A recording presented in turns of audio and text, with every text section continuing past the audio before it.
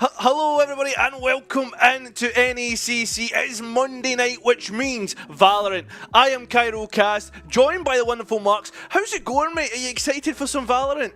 Oh boy, you know that I'm excited for some Valorant. I mean, we're starting things off. Today is just all about going into the Legends, so this means that we're gonna have some pretty spectacular Valorant. And listen, you know, it's all fun and games, but when you start bringing out that level of big brain plays that could potentially happen, it always gets me going just a little bit more. So super excited to be here today. Yeah, exactly. And well, if you guys love some great and exciting games, then just make sure to follow us, because it would be a great time to follow us on Instagram, X, YouTube, the full shebang. And we will send you updates and info to keep up to date with all things NECC. There's a nice little plus button down below as well on the Twitch channel. You know, you get to see our faces more often. But let's get into this one, Marks. Let's start talking about what we have coming up next. Yeah, absolutely. And so today we're going to be starting things out. Yep, that's the first game. Let's see if I can do my best weatherman impression. There we go. Just up there. It's going to be Converse Purple going up against the Ottawa Braves. And then in about 3 hours from now, 9 o'clock Eastern Standard Time, we're going to have Texas A&M Maroon up against Northwood University. But of course, can't get too far ahead of ourselves. We've got to start with Converse Purple and the Ottawa Braves. So why don't we just pull up the Converse Purple roster right now so we can see who the competitors are on this team. And we've got Arctic, Ice, Blitz, Puffin, and Buzz coming in for the starting lineup. Yeah, exactly. I'm really looking forward to seeing how these guys go up against the Ottawa Braves. Let's have a quick look exactly at what they have on their roster. And what we have for you is Alxmad, Android, Dinger, SPR, and Ravage. All players which I'm looking really forward to seeing come up in this matchup. Yeah, this one's going to be an interesting one, especially too given the fact that we're coming in. The Ottawa Braves have not quite won their first match yet, while Converse Purple, they've got one under their belt. And so this is still, you know, I would argue that it's still early enough. It's week number 5 at this point, but both these teams can still kind of make their way back into things. And well, this is a pretty good match to kind of get your foot started into the right area in order to make yourselves get to the playoff bracket. I was going somewhere with that, and I finally made it. But let's head over now so we can take a look at our map bands and see which matches we're going to be going to first. Yeah, I think there's a few teams cooking here because Ascent's been banned off straight away. Something that the Prod team was quite excited about. Breeze and Bind, the first 2 picks, the ones that we are guaranteed to see with the Decider being Haven. I'm actually quite excited for this map veto. I mean, yeah, you said it there first, and obviously we were talking about it a little bit, but listen, when we're talking about Collegiate, it's always Ascent, Haven, and then probably Bind for map number 3. The fact that Ascent is right off the bat, completely taken out of the equation. Listen, this is going to be a match for the century. I can't wait to just hop into things. And on top of that, too, we're getting treated first up to New Breeze, which, you know what? People are still trying to figure out, so it leaves a little bit of room for interpretation and creativity. I mean, it's like going to a restaurant and then you have a look at the starters and then they've got like some, well, I guess if you're from North America, the entrees or whatever, and they've got like some really nice ones, you know. You've got like some like prawn tempura, you've got like some, I don't know, like some nice mac and cheese. Listen, it's a good map to start with, and as you've already said, there's a lot of changes being set on the map, the way the map was laid out. So what are you expecting when we're coming into the agent select here, Marks? You know what? I'm going to say it right off the bat. I was expecting Yoru as soon as I saw Breeze. A lot of the recent meta when it comes to playing this map has been just using Yoru, which I know what you're thinking. Oh man, Yoru, wasn't he kind of a throw? And then suddenly on Bind, we're seeing every single team play them. But most recently with the major game changer circuit, a lot of these teams are busting out the Yoru on Breeze. And I think that there's a really good reason for this. You can use that teleport to navigate things around so sneaky, so easily. And on top of that too, you can get a lot of space, especially in mid for free, just off of Yoru's teleport. And so right off the bat, we're seeing Ottawa lock that in. Yeah, I think like I have to agree here with the Breeze being such a large space in general for the geometry of the map. Euro makes a lot of sense. I mean, think back to that iconic Paper X comp from Copenhagen. It had Neon and Euro, so I mean, totally workable. And I'll really love to see the double controller coming out from both teams, just because of the way that generally the map plays out. I think you need either a Harbor or a Viper just for the long lines of sight. You're talking about on A, and I love to see, or prefer to see, something like an Omen or an Astra, because these controllers can almost work like initiators. Yeah, no, I 100% agree. I mean, we're seeing a very heavy smoke meta come in onto Breeze, but based on the compositions right now, I have to raise a couple of questions because Converse Purple, they're coming into this one with no flashes whatsoever. Yeah. Ottawa, they decided to bring in 2 duelists that have flashes on their own, and quite frankly, you need the flashes on your duelist if you want to entry in. So I'm very curious how this stylistic difference between these 2 compositions is going to work out now. I really love also something else that like we've not picked up on, the KO not being introduced, and I mean this is an agent which can really be good at gaining information. Obviously, Sova is an info agent in itself, and probably the iconic info agent. But I think KO is really good for using those knives to try and suppress any agents that are close by. But anyway, let's get into this one, Marks.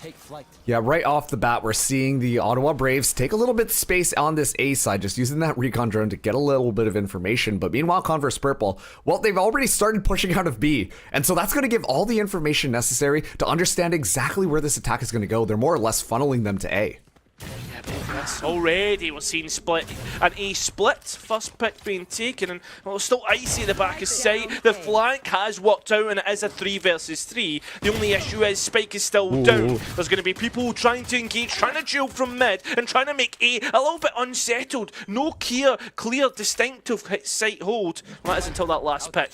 Blitz is going to make it 2v2. There is still the Sova low on the side of CVU. Ravage finally gets on towards Blitz, and now there's only one left. It's Arctic. One shot would do it to finish off this round, and well, that's exactly what it's not going to be, but it's going to be 2 shots. Anyway, first round goes to the way of the Ottawa Braves on this pistol. 1 shot, 2 shot. Who's counting in a pistol round, exactly. You know? Yeah, it doesn't matter. It's all good. But no, like, just honestly, great entry there. I was worried a little bit about the pressure that Converse were applying onto the Ottawa Braves. Like I said, they knew exactly what the play was going to be, but the Braves just executed so darn well on that A site that even though, you know, they had an idea on what was going on, didn't stop Ottawa at all. Sure, they took a couple of people, you know, they didn't really make it clean, but at the end of the day, that first round is what you need. And let's see how they go this time. A very heavy investment coming in. Quite a few Vandals and Rifles going to be just brought into the fray. And everything is pointing to right now just a very fast site execute. Not check Puffin. Puffin's getting a great spot here to get more than one. Unfortunately not able to, but loads of damage done on towards the Sova, and no healing capabilities for the Braves. They have full site control though, and you look towards where the rest of CVU are. They're coming from pretty horrible spots. Coming from behind, coming from mid. Android's going to deal with it perfectly though, and now we're only all up to Arctic. To do it all, gets the first, perhaps maybe even more, making this a little bit more expensive. It's not going to be the case. That's 2-0 and a lot of rifles through it in the next round.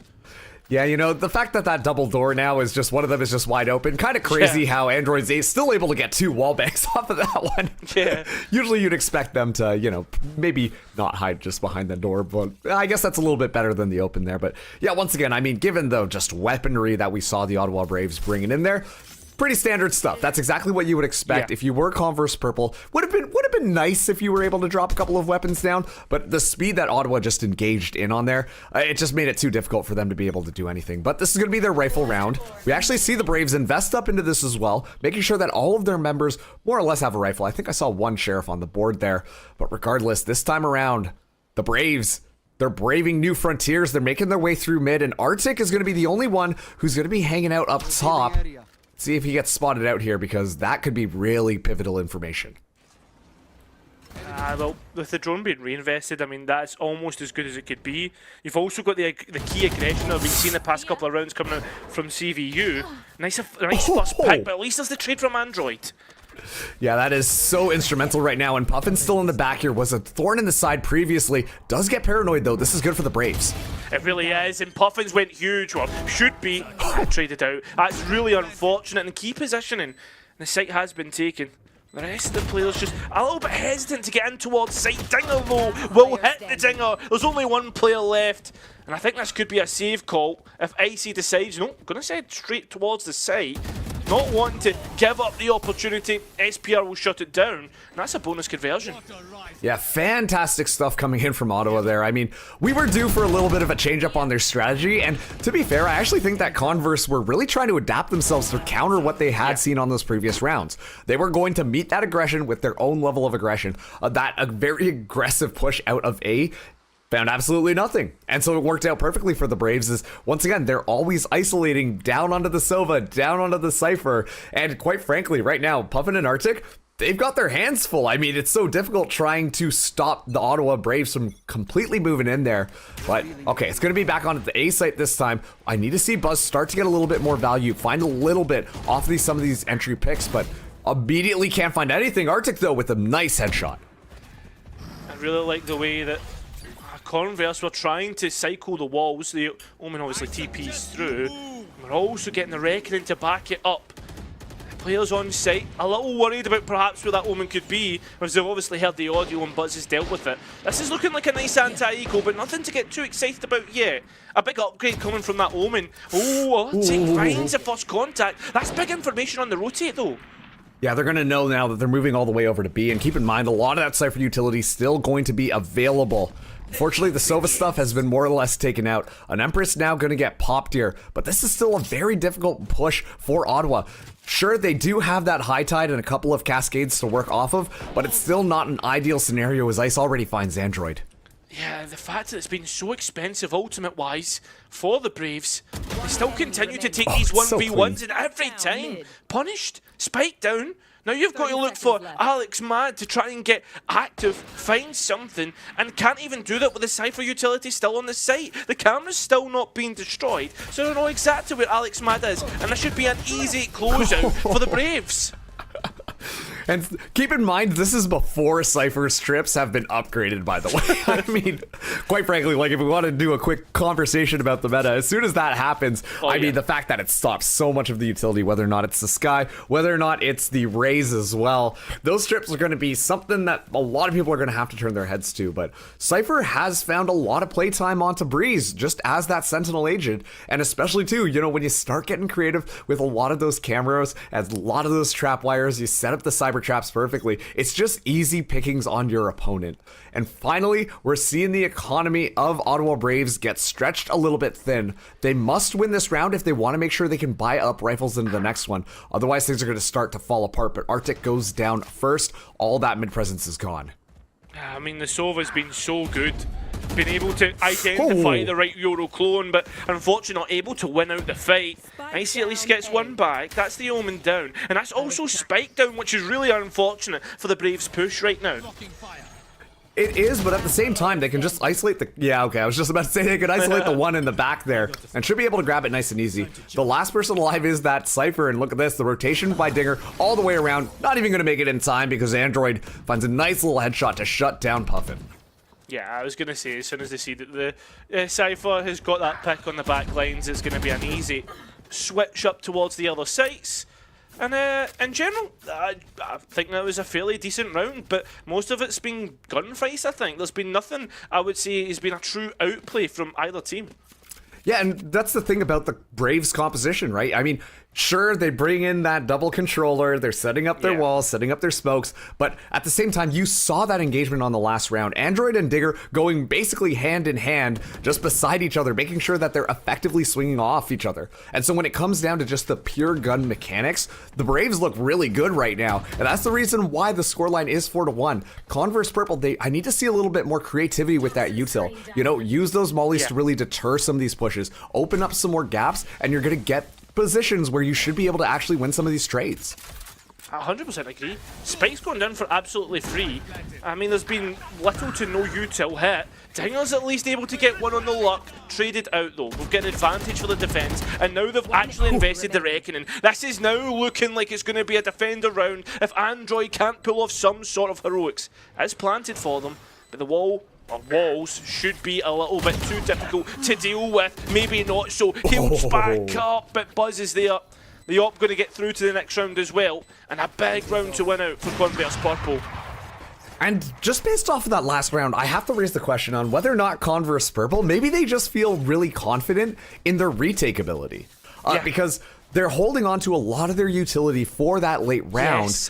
And where things kind of get interesting is because the Braves are so rambunctious on their entry, they usually find a couple of kills right off the bat. And that makes Converse Purple, it makes it so much more difficult for them to be able to re-engage because they lose a couple of key members, which the utility would be extremely helpful for.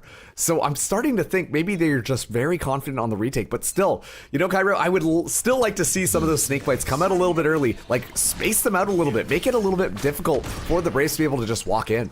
Yeah, I totally agree. I think that's such a great spot as well. A Puffin already been found, and we know how good they can be as they get flashed and still win the fight. A great Hunter's Fury invested, and now we see exactly how good that still can be.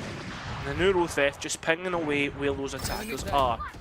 Just waiting for the reinvestment, the re-engage, and even Buzz going for a quick flank. That should be a bit impossible to hold us, especially when you've got someone, a backstop, to hold things down. That's exactly the case. Main's known to be clear. It's all up to SPR, and they are shut down.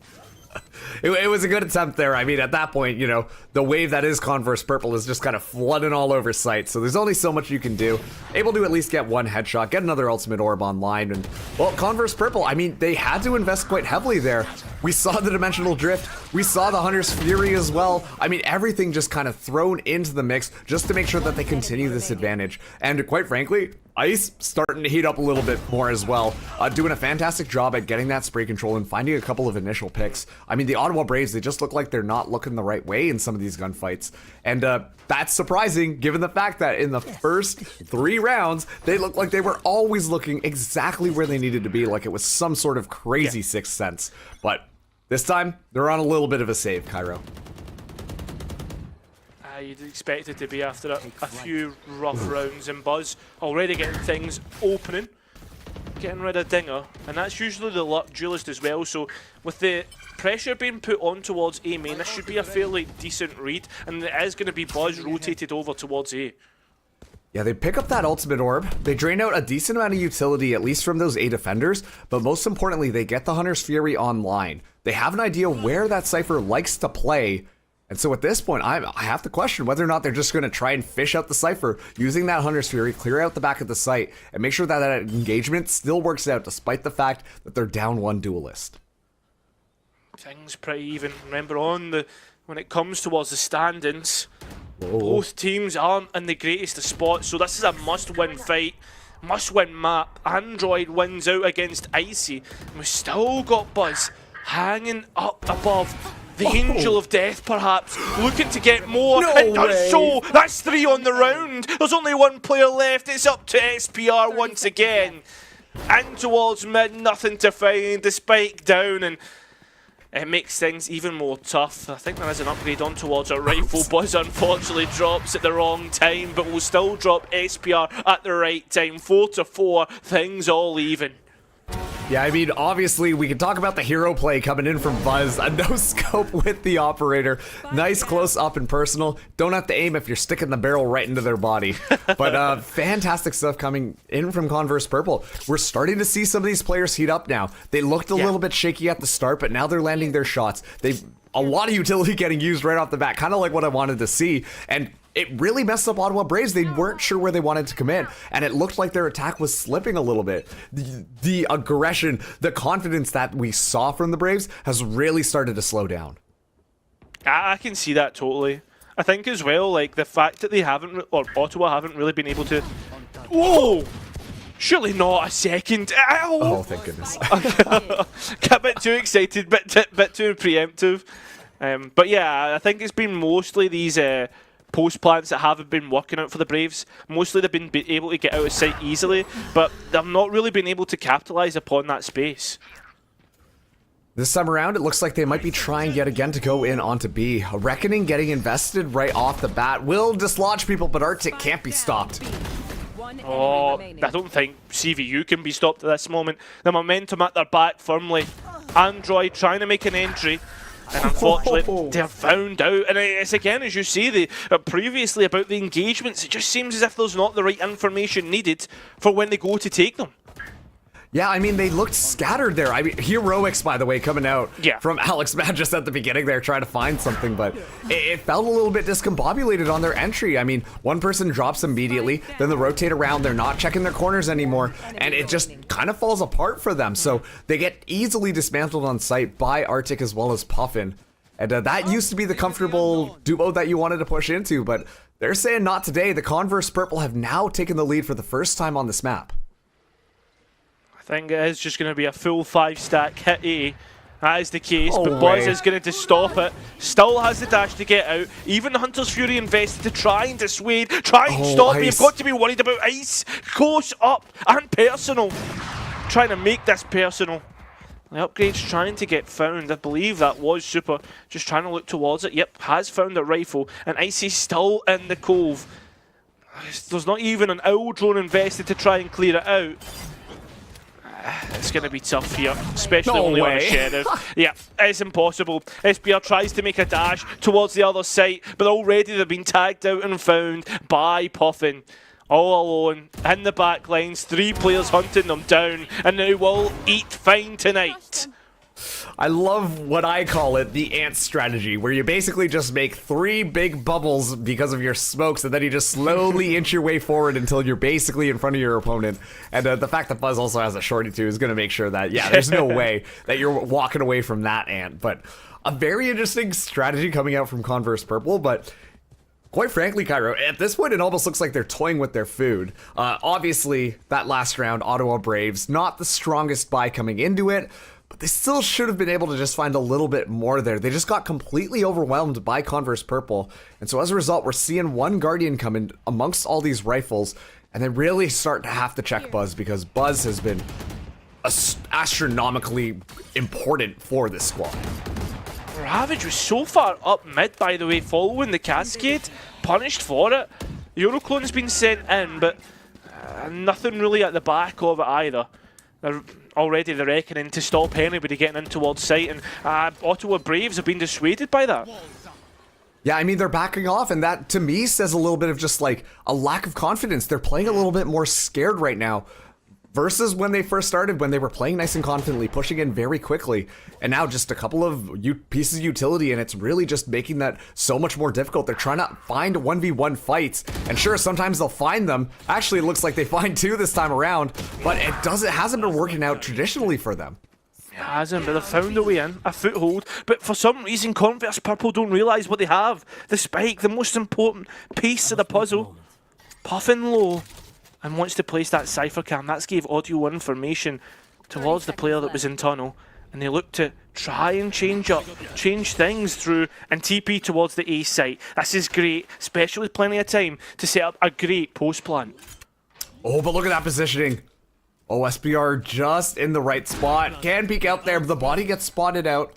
Oh, sorry, they're on the same team. Okay, perfect. A nice little positioning there then, because now they can kind of watch it overwards. We're also seeing the dimensional drift get invested, so this is going to be a lot of early information, which could be good, given the fact that Puffin is pretty binged up as well. Yeah, exactly, and I think also on top of that, it's just information that's going to be needed for the post plant. It's also gave up a 1v1 though. Obviously Dinger not able to have the rifle out. But the issue for Blitz is, where did Euro go? Did they go out towards main? In towards mid? And it's things that they're going to be thinking about as they swing through. Might just see the head, they do, but Dinger wins it out nonetheless. I like the investment of the ultimate though, because that was a round that was a must win. Oh, absolutely. We're only 1 round left in this half. And Converse Purple, I mean, they're still in the lead, but the Ottawa Braves, they've got a couple of their ultimates online now for this next one. The Empress, as well as From the Shadows, not necessarily the most highest impact ones. At the same time, you got to take whatever you can take. Meanwhile, what I'm looking at actually is Blitz with the Viper's Pit. I mean, that's going to shut down just a lot of foot traffic in one of these sites. It looks like it's going to be deployed outside of A. And, excuse me, the fact that Buzz is still alive with that operator makes it even more difficult to try and navigate around the pit as well. This is a lot of map control just because of the bit of utility. It's absolutely crazy. And the value they're getting out of it as well. Look at Ottawa Braves, they're completely running away. Oh, they're going towards Buzz. That's what, oh, no way! How does Android win that? And look at this. The Converse Purple were reacting and starting to clear out B main and mid. Oh, Ice can't even escape, actually. Tries to make it out, but we are going to be seeing now the Hunter's Fury gets invested, but I'm going to be honest, I feel like it's a little bit too late. Blitz, still with this Judge in hand, will have to try and do something, but this is a tall order here, Cairo. This is so tough. You've got to think, all the players are trying to come in from different avenues. They're now put in a spot where, I mean, they're going to have to try and win, well, they're going to have to win their ones. It's going to be big, or it's going to be tough. Unfortunately for Arctic, it's extremely tough. The Judge of Blitz goes huge. Oh. And it is all tied up 6-6 there. The Braves, they're able to find the fight that they need. I mean, listen, that first pick, taking Buzz down, Operator gets dropped, completely opens up that lane, and it's just a second too short as Android finds the head of Buzz, and the rest of the round just kind of fell apart. Despite the fact that the advantage was very securely with Converse Purple on that defense, didn't matter. The Braves, they find the pick that's going to be necessary, and now we are going to be swapping halves. Dead even 6-6. Listen, I don't know what happened there, but someone was attacking my throat. Something caught it. It was the gorgeous gunplay, I think, honestly. The gunplay got you all choked up? Oh man, honestly, I've got tears in my eyes and everything.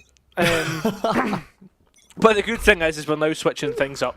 And this is where I start to wonder for Converse Purple, because while they had a very good defensive half, I was worried about how they're going to do on the attack, because as you say, they don't have the flashes, and already early information being bought out by the Braves from the Yoru.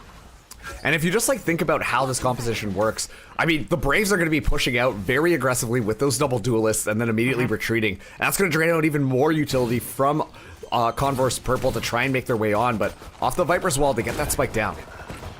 It's kind of a little bit of a trade. Guns are going a little bit wild as well, but who can wrestle down the bucking Bronco of the site? And it seems as if it's going to be Purple. We were worried about it, but it doesn't seem to be the case. SPR now looks to do some work of their own, but it's Ice to shut it out. And honestly, I think that was just a very good play by Converse Purple. I mean, they dropped down that Viper's wall, just kind of creep on up beside it.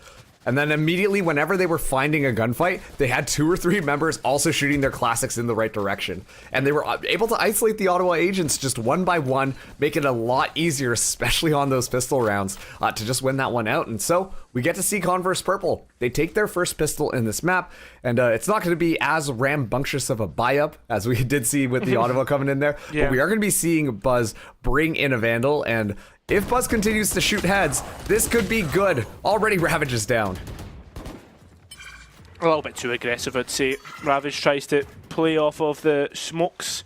I say smokes, the water, I guess. And tries to get something off the back of it. Nothing really. And I think now you look towards what Ottawa Braves have got after that aggression. They're trying to gamble on a B, but it's just a stall play, and I'm loving this read from CVU. SPR, though, in a very tricky position here. The recon drone, if this spots us out, would be huge. Is going to do just that, so that should be nice, easy pickings. Yep, going to be the case. Takes quite a bit of damage, Buzz. But now, that spike should go down, and honestly, this is just a very clean execute by Converse Purple. It's very possible they keep all 5 members alive in this. It's crazy how they were able to bait out a rotate from just cut noise. Sometimes it's just as simple as that. As the other 3 try to get in towards site, you've also got Dinger on a shorty, by the way, as they continue to try and close down the distance. They get closed down themselves. The last 2 remaining are trying to play for exits, maybe try to give away as minimal of those ultimate orbs you get when you find a kill. And I think as well, on the other half, you've got CVU trying to keep as many rifles on the board, you know? Keep it a healthy bonus. Absolutely. I mean, if they get all 5, that's going to be fantastic. Buzz able to get... Okay, Buzz just shuts it down. 3 HP left, by the way. Threw away the Vandal and was just like, give me a Bulldog because I might die, but still wins those gun duels.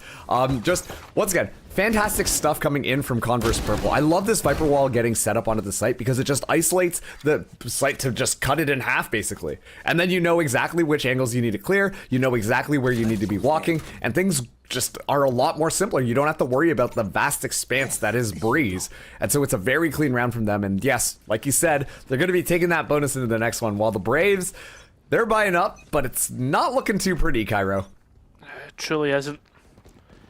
And there's not really been much done in terms of the ultimate economy. They've almost went and completely tried to clear out the B side of the map, but not anticipated puffing, just hiding and lurking in the shadows. This is going to be a big first pick as well, because that's Ravage. That's half of your smoke's gone.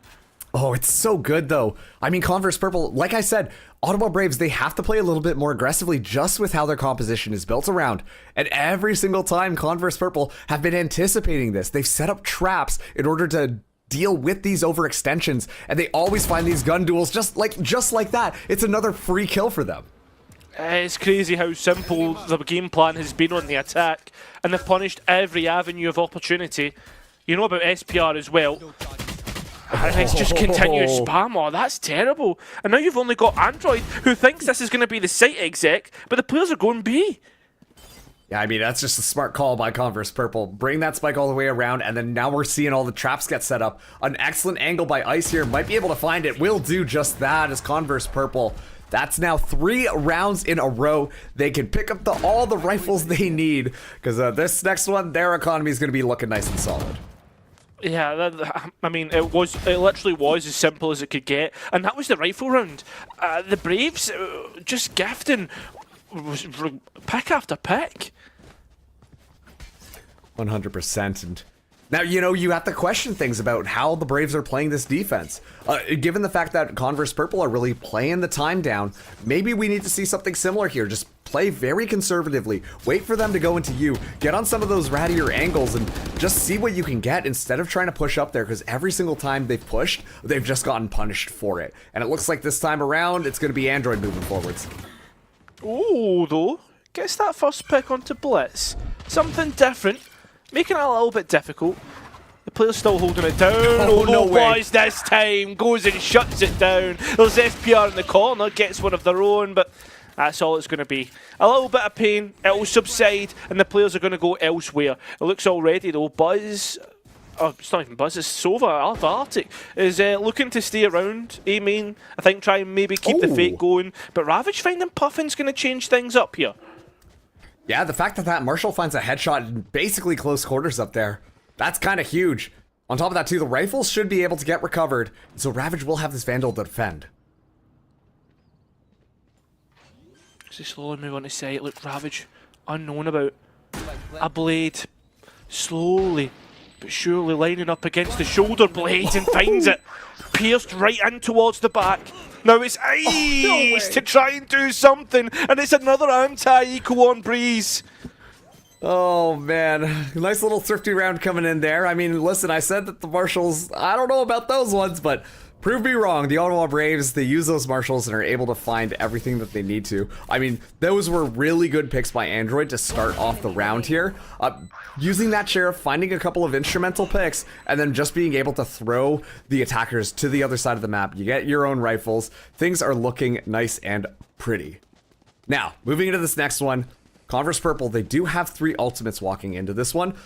What I am focused is basically Ice's Reckoning. I think that's going to be the key piece on this next one, as well, if they're able to just kind of push the site defenders around, use that Hunter's Fury, isolate a couple of those avenues, it should be easy pickings. And the Blade Storm going to get used by Buzz to help pad the economy just a little bit more. This is nice stall. You now don't know what's behind the wall, where someone could be. You have to use utility to clear it out or wait for the wall to drop. I'd probably argue that's a bigger gamble. But it's whether Converse Purple want to buy into that. This is so funny right now. I mean, they're just waiting. They're like, surely someone's going to poke out here, and when they do, oh boy howdy, they're going to be in for a surprise. But actually, someone on the flank is, well, that's going to be one pick down. Puffin goes. Yeah, at least there's a trade there. I was about to say that if they didn't get on towards the Cypher, this was going to make things extremely claustrophobic. Buzz, though, went in towards site by themselves, not supported, and punished for it. And at 3v3, we are seeing both of the ultimates being invested here. Ooh. And already, Dingler's able just to get one and dip out. Spike's still stuck out on main, and things going to be, site going to be really hard to get out on. Yeah, I mean... Okay, well, Dinger, the fact that he's just able to find these 1v1 picks, It's just been working out perfectly. I mean, I talked about really isolating those kills. Oh. Okay, hold on a second, Blitz. Not down yet. It's a 1v1 scenario. Doesn't know where the Omen is, but Ravage just steps out and finds a nice little headshot to close that one down. The Ottawa Braves only one round away from tying it up with Converse Purple. That's crazy. That truly is crazy. The fact that we're seeing the capability to get that down to the 1 versus 1. Unfortunate not to close it out, but I think probably most importantly, with both reckonings being invested there, only one team actually scaled off the back of that, and that was Ottawa Braves. Sure it was only Dinger, but you can't invest both ultimate or invest one of the ultimates and like kind of not work off the back of it. And I think that was the real issue for Converse Purple in that last round. Absolutely.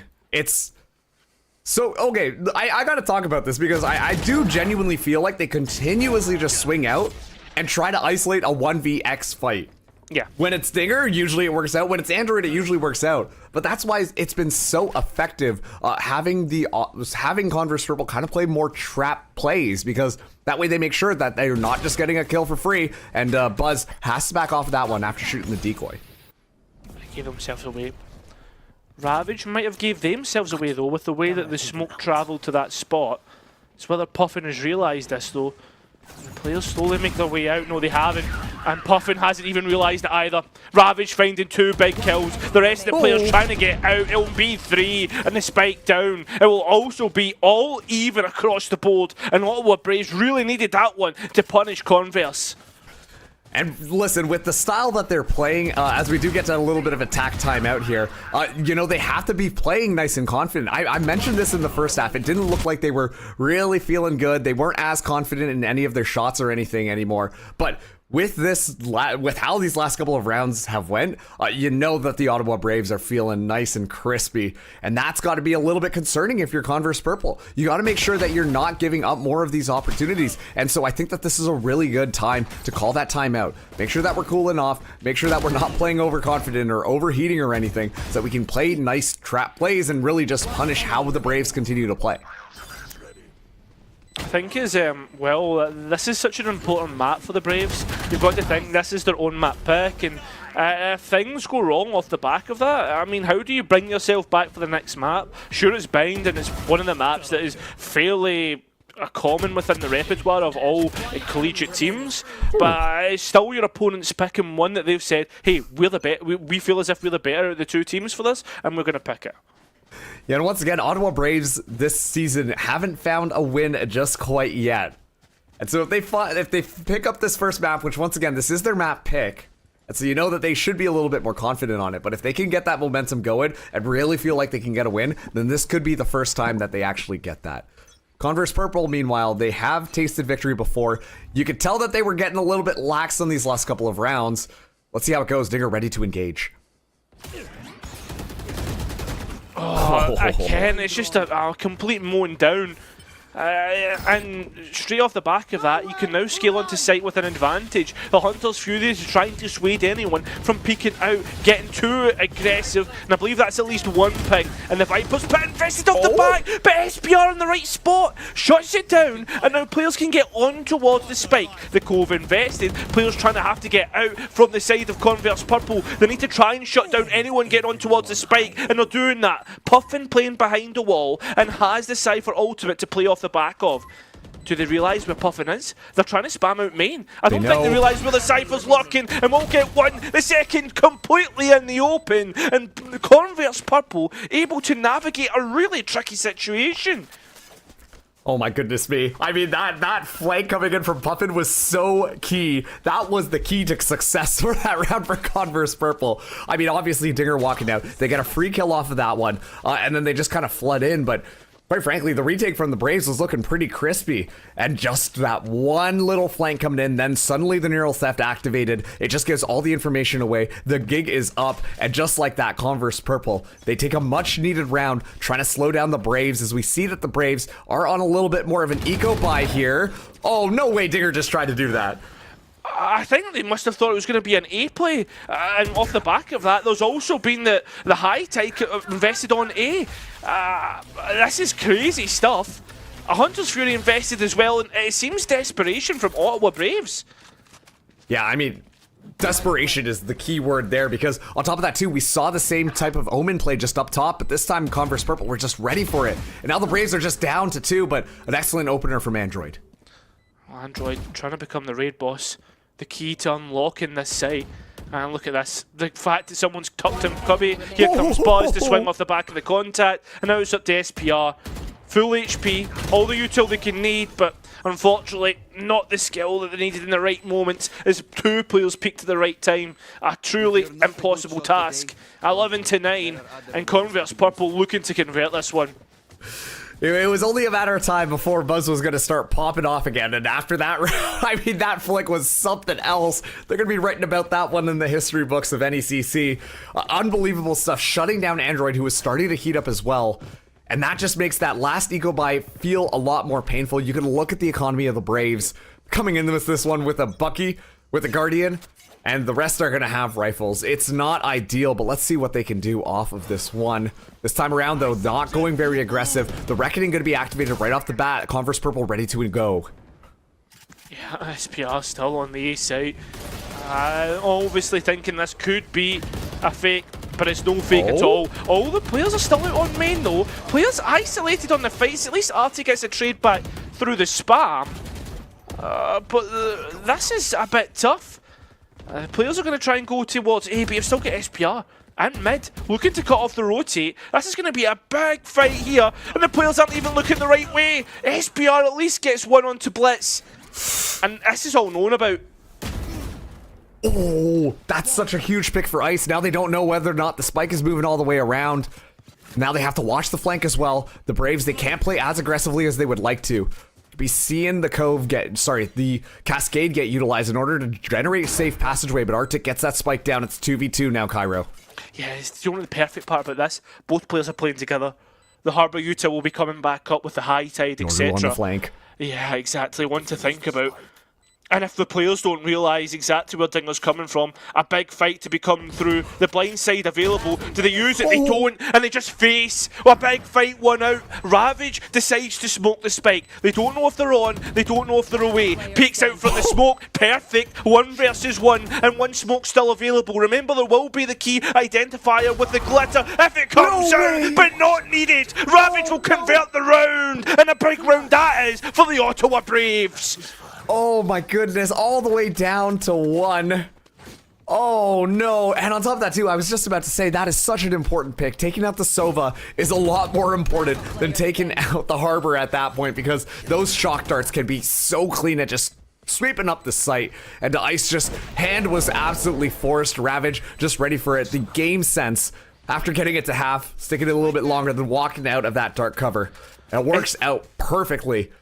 It's crazy. It's crazy. I was just about to say, because Ice had to be forced on towards the pistol because they spammed so much through the smoke. Yeah, just no bullets were landing their target there, and so it just worked out fantastically in favor of the Braves. And I think that's going to be good momentum for them.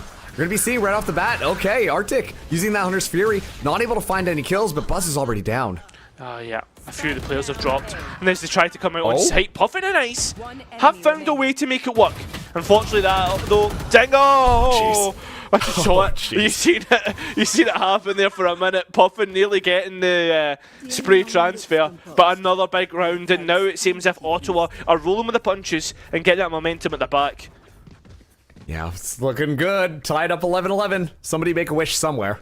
Because I'm sure, well, right now I can tell you both these teams are wishing that they could finish this map with the W, that's for sure. We're going to be seeing Converse Purple go to this next one. Not with the most weaponry in the world. Interestingly enough, Buzz really close to getting the Blade Storm back online. So you might want to see them try to go for that ultimate orb to give a little bit of padding, but not going to be the case. On the flip side though, Dinger also only needs 1, and that Dimensional Drift will be a tool available as well. Look at this. It's those 1vX's. It's working out right now for the Ottawa Braves. Is Puffin already down, and oh no, Ice almost fell as well. Yeah, tagged up as well. You've got to be thinking about the future fights that could be coming off the back of that. Well, Ice is holding it. Oh no, Dinger so far ahead and aggressive. Found out. The rest of the players are looking up A, and as SPR walks through, unbeknownst to him, there's players looking around the corner. The A site should be free for the taking, and that's exactly what it's going to be. You've got Ravage up top, on towards Bridge, trying to bridge a way back in towards this one, and will do so. 3v3, and the players of Converse Purple retreat towards main, and it's only going to be them two after Alex finding that pick. A big one indeed. The only issue is you've got to spam through the smoke once again, and we've seen how poor this can happen.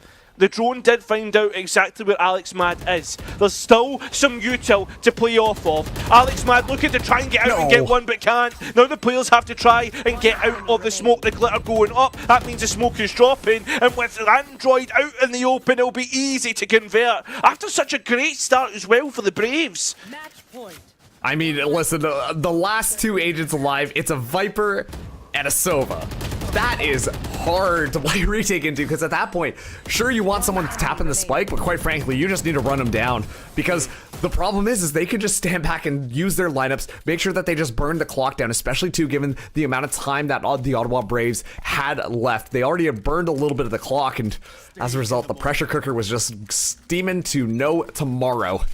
Now Converse Purple, they're on match point here. Bladestorm gonna get activated right off the bat as we see Android try and take that trade, but Buzz immediately just goes in and finds a kill. Oh no, Alex Mad looking the wrong way as well. Yeah, they're just trying to do it on their own, do it on their ones, and they've been punished for it. Again, need to work as a team, and at this point, Ravage maybe trying to pull them by the scruff of the collar. Spike is down, so no decisions entirely made, or maybe it has been. Looking to head towards A. Blitz has been found, SPR. Ravage TP's into the middle of mid. They don't know that Puffin's round the corner. And it's going to be as simple as that. There's only one player between Converse Purple winning this map and Ottawa losing out their own map pick. And there it is. Blitz converts it, converts the round, converts the map, and puts Converse Purple 1-0 up on Ottawa Braves pick. And I gotta say, I mean, just based on the playstyle of how we were seeing the Ottawa Braves do it, it really felt like they were just confident in the hero plays. I like to call it carry syndrome, where you're like, yes, I'm going to win the game myself because I need to make sure that I'm finding my extra picks. But it just opened up so many opportunities for these little mistakes to happen, and that just really allowed Converse Purple to be able to just capitalize on it. Buzz had a fantastic first half, but I think the overall teamwork and just kind of coordination that went on between Converse Purple was what really won them the map.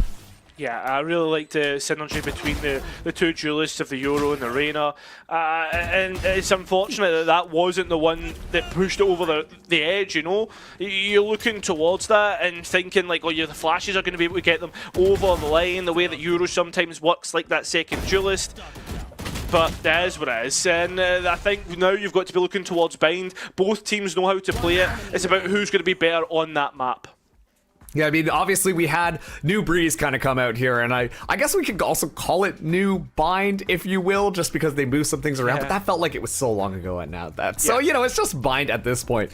But you know what? Hey, if you were watching this and let's say you're like, man, these Converse Purple guys, we want to take a look at the tapes. We want to see what these guys are doing. Make sure that we can kind of counter-strat them a little bit. Well, do I have a YouTube channel for you? That's right. VODs for every single NECC match are housed on our YouTube page. Just make sure to search for NECC Esports on YouTube to find our page. And while you're there, you know what? Why don't you give us a little bit of a subscribe? And that way you're going to get updated on all of the future NECC content, which, once again, Cairo, that's an excellent way to kind of counter-strap and prep for your next matches. Oh, 100%. You've got to be thinking about that for the future. And, well, if you're thinking about the future, there's a map 2 coming up, Marks, and me and you have got to get ready for it. So if you guys just wait, we'll be back in 5 minutes and we'll get everything about map 2, which will be bind, in this mixed matchup.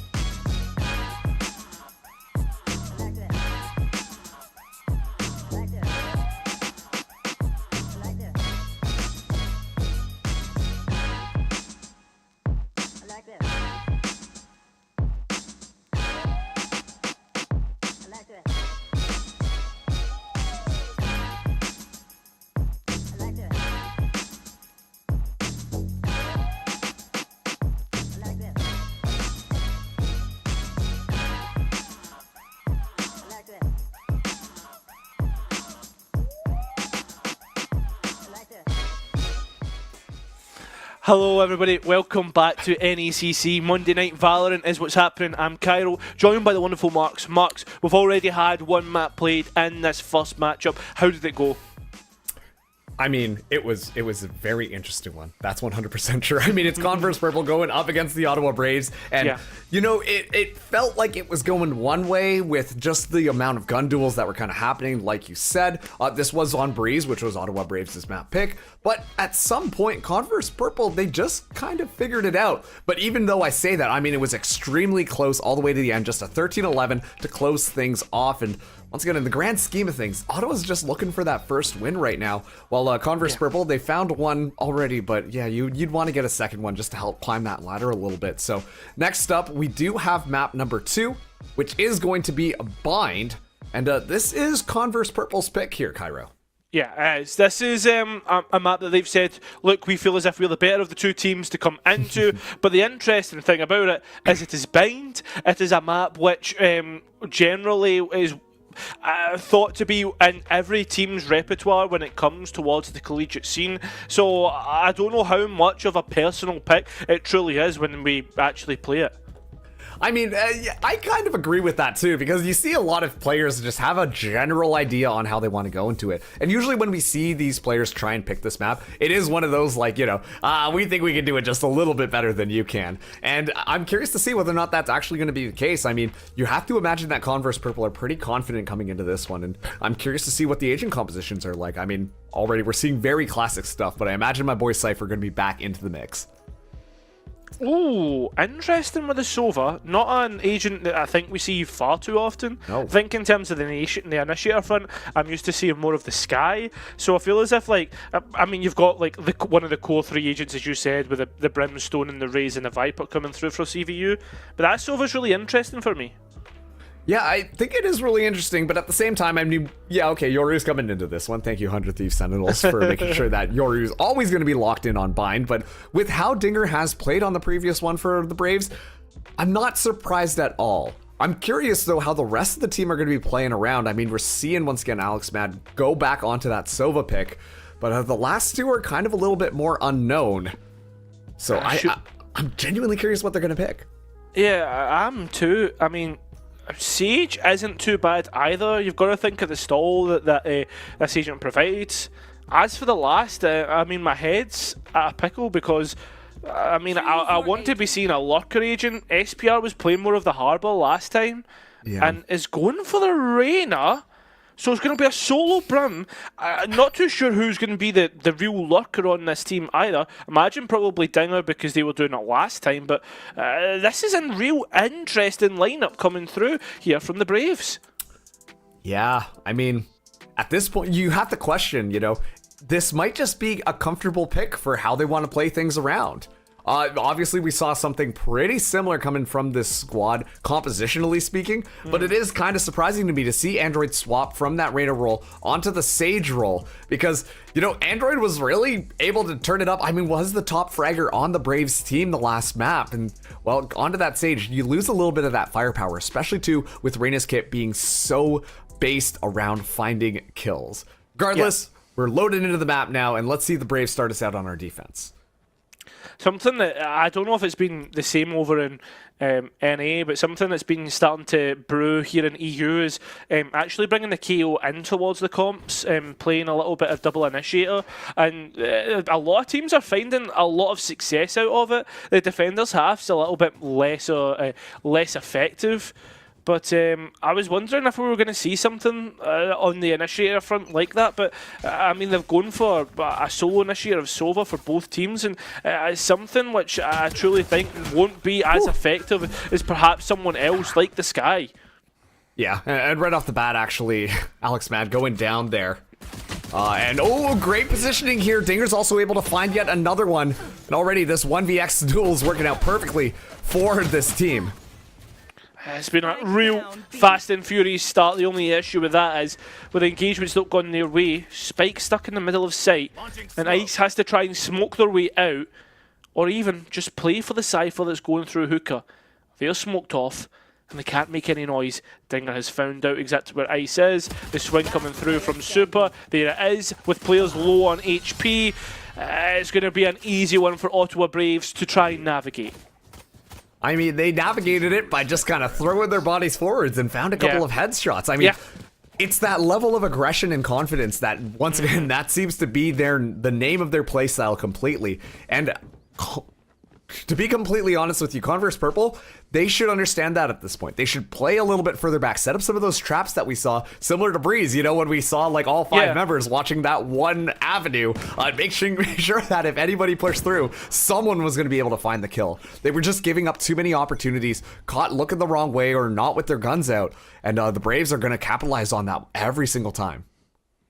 Yeah, I mean, with the Viper as well, you would think that Converse Purple would probably do more of that. The pistol round, really explosive. And a nice entries, that's the key point there for in this round. There's going to be a judge in towards Lamps, and it's going to be lights out for Converse Purple on this anti-eco. And now it's all up towards Ice. It does have that Guardian though. I mean, listen, when's those judge nerfs coming in?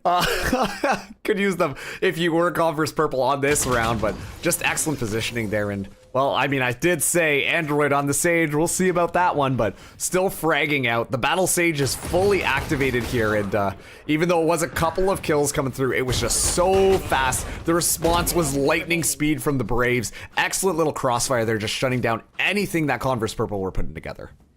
Yeah, I mean, I guess it's the Sage, the fragging Sage isn't something that's too obscure, you know, the Battle Sage that we've seen a few times. I believe it was CNED who was doing it on Navi at Champs, so on Bind as well with that let's not forget. So nice round. It wasn't too expensive though, so it's going to be a nice little buy coming through and towards this next round, the bonus round for the Braves. Oh, Puffin, excellent positioning there. Finds Alex Mad as well, and look at this. I mean, this A site is just really anchored down, given the fact that it is Android. Okay, might have spoke too soon. Buzz finds his, and now this is looking a lot better for Converse Purple. Oh, the gun drop as well is going to be heard. The drone's going to easily navigate that, and now is everybody on towards the one position. The only issue is they've not got Lamps. Stinger is trying to hold on to it. The judge just saw the shoulder of one of the players and hoping that someone decides to walk through it, decides to try and clear it. And it's just managing to dodge out all of the util. The info dart being shot out. Yeah, it's going to be all but over at this point. Just the judge just trying to make things expensive. Not too expensive though. And Converse Purple convert. And honestly, I mean, the judge, yeah, do a little slide to the left, slide to the right, and you can dodge all those darts there. But no 2 hops, just kind of holding it down, but all the utility kind of being just invested into that one very heavily to just flush Dinger out completely. So just a fantastic little way to mitigate that, because when Dinger doesn't take those angles, it's super easy to just flush him out and take away any value that he really had. And just like that, I mean, this is going to be the gun round coming in now for the Ottawa Braves. Let's see if they can do something about it. LATP, I think it was just a Euroclone to try and... Oh, okay, the ping out. There's just been a pick on long from the Brimstone, leaving B site a little bit weak. But it's just, again, this default, waiting for people to peek out and punishing them every time. Yeah, I mean, they just kind of go through there. Is that the decoy? Is that the real one? Yeah, it's the decoy. At that point, Puffin knows, just walking into the wall. Unless they DC. But it's a very spread out attack from Converse Purple right now. I mean, they're just kind of poking and prodding. Going back to more of that trap style of gameplay while flushing out some of this utility. I mean, the barrier orb already being expended means it's a lot easier for them to be able to navigate in onto site. Wherever they choose to go. And look at this. B's completely open right now. Converse Purple, they know exactly where to go. Yeah, exactly. Well, the only thing is, though, is, well, they want to head here. They want to take their time doing it. They don't want to, like, give up to someone that's hiding in towards a corner. You can see them slowly taking their time, using the Roomba to clear out space, still using those blast packs, checking corners. SPR, though, coming through the TP, will find 2. We're down to a 3v3. And it's making the players on site a little bit more uncomfortable, and they'll take some more space off the back of it, even getting an extra pick. There goes Android. Alex Mad coming out to try and find more, gets a rifle of their own, finds the Brim. It will be communicated up to SPR. It's them. and Hooker to do it all against 2. As time ticks away, the rifle slowly gaining more and more eyes because they take too long to find the next engagement. The Brimstone was ready to swing, and Arctic, well, they could just do it all by themselves.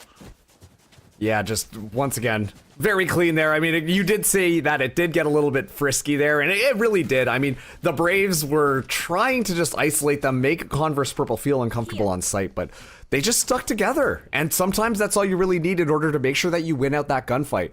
Look one way, look the other, and things can work out for you. You find the picks necessary, and now things are all tied up. The Braves, they're going to have to try and scrape something together here. They don't have a lot of weaponry, but I am seeing a Bucky coming from Dinger. Well, they're just sending it. All those footsteps will be heard by Puffin and communicated, hey guys, let's just hit B, the showstopper, just to make sure they get in towards the site. There's nothing that can really make things difficult. That showstopper will deal with it. Yes, we've got SPR in towards Hooker, but I don't think there'll be too much of an issue until that smoke dissipates. Deploying drone.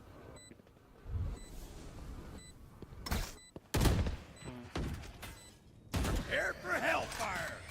Double strike invested. The players now looking to come through. One enemy remaining. Everybody in towards Hooker, found out. And yeah, it's as simple as that. Just sometimes when it comes down to these post plants, it's when you know where everybody is, you heard the TPs come through, the information being given as there was one player out in a fountain. They've invested exactly everything that they needed to. And it seems like they were able to navigate that well. Going up 3-2, starting to build up this attacker's rounds. One to think about is how Bain's bias works in terms of who wins the rounds, in terms of whether it's going to be defensive sided, whether it's going to be attacker sided. Right now, you look at Ottawa Braves comp, and I mean, with the Sage, it could really start to indicate this was meant to be defender sided. Converse Purple so far, able to navigate it pretty well. Boys getting through on towards the site and punishing Android all on their lonesome. There's going to be Ice getting SPR and everybody's falling down at the side. Dinger coming out of lamps at the wrong time, and now we're all down to one player. Ravage at the back of sight. The solo smokes player. Spike down. And a tough ask of them. Is he still hold? I mean, at least the orbital strike is online, but at this point, given the 1v4 scenario, this doesn't seem like the best time to do it. All the gun barrels watching in different directions. Excellent crossfires being set up here, and Ravage, he's able to get one, but Arctic finally shuts that one down. And so Converse Purple, like you said, Gyro, they're starting to gain momentum, and they're looking really confident on this attack now. Yeah, I think it's exactly that. It's the fact that, like, as you said, that every gun barrel was pointed the right way, and if one player fell, they could swing off the back of it. Like, you're starting to see how well Converse Purple work as a unit, and yeah, I mean, they're really getting this attacking momentum going. Yeah, and now as we're looking forward into this next one as well, I mean, the Braves, they do have quite a few of their ultimates online, 4 of them to be precise. The most impactful one is going to be that orbital strike, and well, you know what? We got to see it be used to just kind of flush things out, slow things down a little bit. But at this point, too, I mean, Dinger's not really had the impact that he has had on the previous, previous map. And I think it's because he's kind of just trying to play so close quarters, play so sneakily, that it's kind of just fallen by the wayside. And as a result, Converse Purple have just had a little bit of an easier time making their way around the map and really isolate stuff onto the site. There goes Puffin as well. The lurker once again, and even off the back of that, actually ults. So you've got all the information on where players are, which means they're going to be able to scale on towards site and do so exactly that. The last 2 remaining players were B side. One of the players, SPR, is TP'd, and with them shooting away, and with them giving the TP notification, here comes the second, the spike has been planted towards CT, and that's where the post plant's going to be held from. And already, Ice is getting really close to having another orbital strike back online. That's not going to be good if you are the Braves, but they are wrapping around now, coming through a main. And, Ice actually finds a collat there. Oh, no, you hate to see that round go like that, but I don't know, that just takes all the wind out of the Ottawa Braves' sails. I mean, I did say that Converse Purple was saying in the veto that they picked Bind, which is an indication that they feel really confident on that map, feel better than their opponents, and right now in the last few rounds, the last 5 to be exact, they're proving it. I mean, every rifle round that both teams have went up against one another, Converse Purple have won it. Yeah, and at this point too, like look at this, they're bringing in 2 judges onto this next round. They still have all of their ultimates online, didn't even get an opportunity to use them, but they have to make sure that they scoop up this round, make sure the economy is still viable. Otherwise, it's going to get further and further away from them. Pings on towards the Sage. 3 people on the site, and the orbital strike to back it off. Oh, this is really unfortunate for Buzz. Oh, they're down to 3 HP. Yep, they managed to get out pretty effectively. Puffin out on the luck, again doing the work.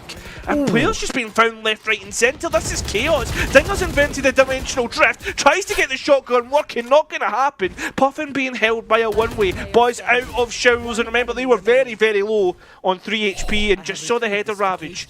Spike's been found. Yep, and a TP taken. Oh man, that's such a fun play. I mean, obviously Puffin could have just walked in, but smart move by Ravage just to go all the way around. The thing is, right now there's just so much time left.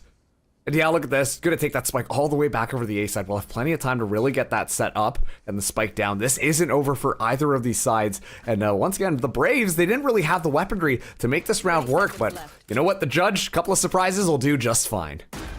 Planted. Still only that, the util that the Cypher has to work with is not. Actually, same for Ravage. And the Cypher's decided to wrap round to showers. I love this play. I love it so much. It's a gamble on whether the Brim is behind or in towards CT. And has gambled correctly. But does it come up red? Or is it going to fall on blue? Ravage slowly trying to clear out deep. Decides to have to run down, but should know now the player is in showers. Taps. Puffin ready to hold, waiting for a peek. Who's going to peek first? It will be Puffin, and Ravage wins it out. A 4K on the round for the Brim. I mean, at that point, like you said, it's just kind of down to that 50-50. You never really know where exactly they're going to be going. I definitely agreed with you on that point, that rotating all the way around there, that is a good way to kind of play that. But it's in these moments of chaos that, you know, we see the Braves just able to really just isolate things down and make it nice and easy for themselves. Ravage has really started to turn things up on these last couple of rounds, now shooting to the top of the team kills for Ottawa Braves. But still, they can't expect the rounds to be just as chaotic as that one. Converse Purple have been doing a really good job at just playing by the books, keeping it nice and simple, using it exactly how you would want on these executes, and it has been working out for them. Ottawa Braves have to continue to try and shake things up if they want to be able to find more. It's crazy, even after Ottawa Braves winning that last round, they're still low on the economy. Geez. Players can't get out along as the Hunter Furies fires off. The bolts from the quiver shot, and now Puffin even finds that lurking kill as they have for so many rounds. Dinger getting the shotgun working, getting the judge to send out the executions, the sentences, and Android. Oh, what? That's unbelievable. Also to allow safe entry out of the teleporter now. Spike going to be planted. 2v3 on this retake. A res available though. Yeah, that's true. That's going to be a big piece to perhaps used. There's also going to be the Empress invested. And Ice from elbow just shoots them all down as they drop out. Look at how many blue X's round the B site. And that's Converse Purple slowly, or surely, on towards 6. I mean, it just seemed like, once again, they're just trying to add so much chaos into some of these site takes. It's just all over the place. And that's definitely when it seems like Ottawa are able to find their foot in the door. They're able to find some sort of opportunity and take advantage of it and make things work out. But thus far, Converse Purple, they're still in the lead right now. 3 more rounds left in this half. They've got a Viper Spit. They've got that showstopper. And let's see them use it, as it is going to be a little bit of a save coming in here for the defenders. Ottawa Braves not having that much that they really needed. Android in a bad spot, but at least that's going to be the showstopper gone. Down B. Exactly. Alex Mad finally on the board, by the way. First 2 kills off the map, and it'll be welcomed by them. Buzz not wanting to give up the spike, but being forced to with the amount of players ready to peek. There's the first. Alex Mad just holds on towards the angle. Look at it, how difficult the map looks. The map state. You've got Reyna holding on towards showers. The Vipers deep in towards CT. Alex Mad holding on towards long. And Buzz, after that pop of the cage, is able to escape. Dinger holding on towards the shorty. I think he's going to try and cut off the Cypher. And there's no trips to stop them. Oh, the timing here. Oh no, No doubles way. back. Just misses, and Dinger's strategy just completely goes down. I think they might be trying to make a play for the TP. Never mind. It's actually the Viper who's wrapped all the way around. And Blitz going to be good for it, but Super holds things, at least by the teleporter, now down to a 2v2, but the spike should get planted shortly. 30 seconds left. This is crazy. And Tinger's managed to pick up a rifle. Coming out of long, do the players expect it? Well, the Viper's pit going to make things awkward. Tinger's been found out by the cam. Perfect. Absolutely perfect. Now down to this 1v2 scenario. Super has to do it all, but that camera is so annoying. Thankfully, no traps inside the Viper's pit as well. That would make things even more difficult.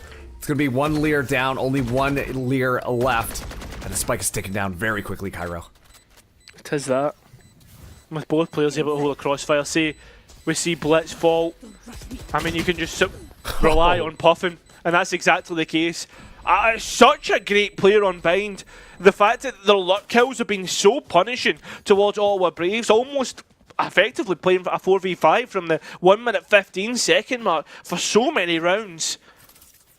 It's fantastic to see, and it's putting Converse purple at such a great starting point every round.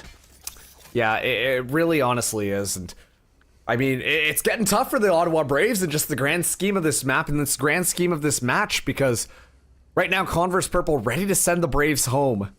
Been a clean 7 rounds. They only need to find 2 more. They get to that 9-3. Get ready to send the Braves packing. I'd just like to highlight again, I don't think Dinger's been getting as much value as he had on the previous map. And this has to just come down to maybe that compositional difference, but Android at least able to find 1 frag. Attic's got the trade though on towards Dinger. Okay, Ravage. Big. We're down to a 2v2 already. There is that Hunter's Fury, but I don't think the length, the distance is good enough. SPR being found puts it in a 2v1, and now we have to rely on Alex Mad, a player who's not had the best of second maps, hasn't lived up to the heights of the first, is able to find 1. Can at least rely upon that with the Sova. Drone, that should be able to be depended upon. Knows exactly where that should be, but Ice, who's been ice cold this map, converts it. Yeah, Ice has been so consistently being able to find frags. Playing the Brimstone right now at the very top of the leaderboard. I commented on these orbital strikes coming online so quickly. And this is after they just got increased to, I think it's like 9 ultimate orbs now. So, not easy to be able to pick up, but given the fact that Ice has been able to just find so many kills, usually plants the spike as well, the orbital strikes has been aplenty. And it's such a useful tool, whether or not you're clearing things out, playing that post plant, such a good tool to have. Ravage as well, though, to be fair, has also got that orbital strike online at the top of the leaderboard for the Ottawa Braves. This time, it's a very aggressive attack coming down here, but Alex Matt already down, Android taken as well. SP site's completely free. You've got to look at SPR. Oh, I thought we were going to go for a TP again. And Tinger's been found. Oh no, the paint shell's not quite hitting. Oh well, maybe they will. Already a large amount of damage being dealt. TP's in, the judge working through the orbital strike in, and nothing really converted off the back of it. At least Ravage gets Blitz. 2v3, it's doable. It's going to be trades of the orbital strike. Able to dismiss out. Huge from SPR. We're doing a 2 versus 1. It's crazy. Puffin, just waiting for the tap, spams through, gives away the spot, but can't be found by the additional spam, the opposite spam. Thinking about jumping out. Unfortunately, the Cypher cage isn't good enough to get them. A 4-8 half for the Ottawa Braves, and that is a massive round to give them a lifeline in the second half. I can't believe that the story of this map right now is just the 2 Brimstones just absolutely fragging out of their minds. Ravage finds a 3k, Ice finds a 2k. That basically was how it's been going for these last couple of rounds. And so, once again, both these Brimstones were both having those orbital strikes so early, which gets us into that situation where it feels so all over the place. Now, let's see how things go. We're swapping things around.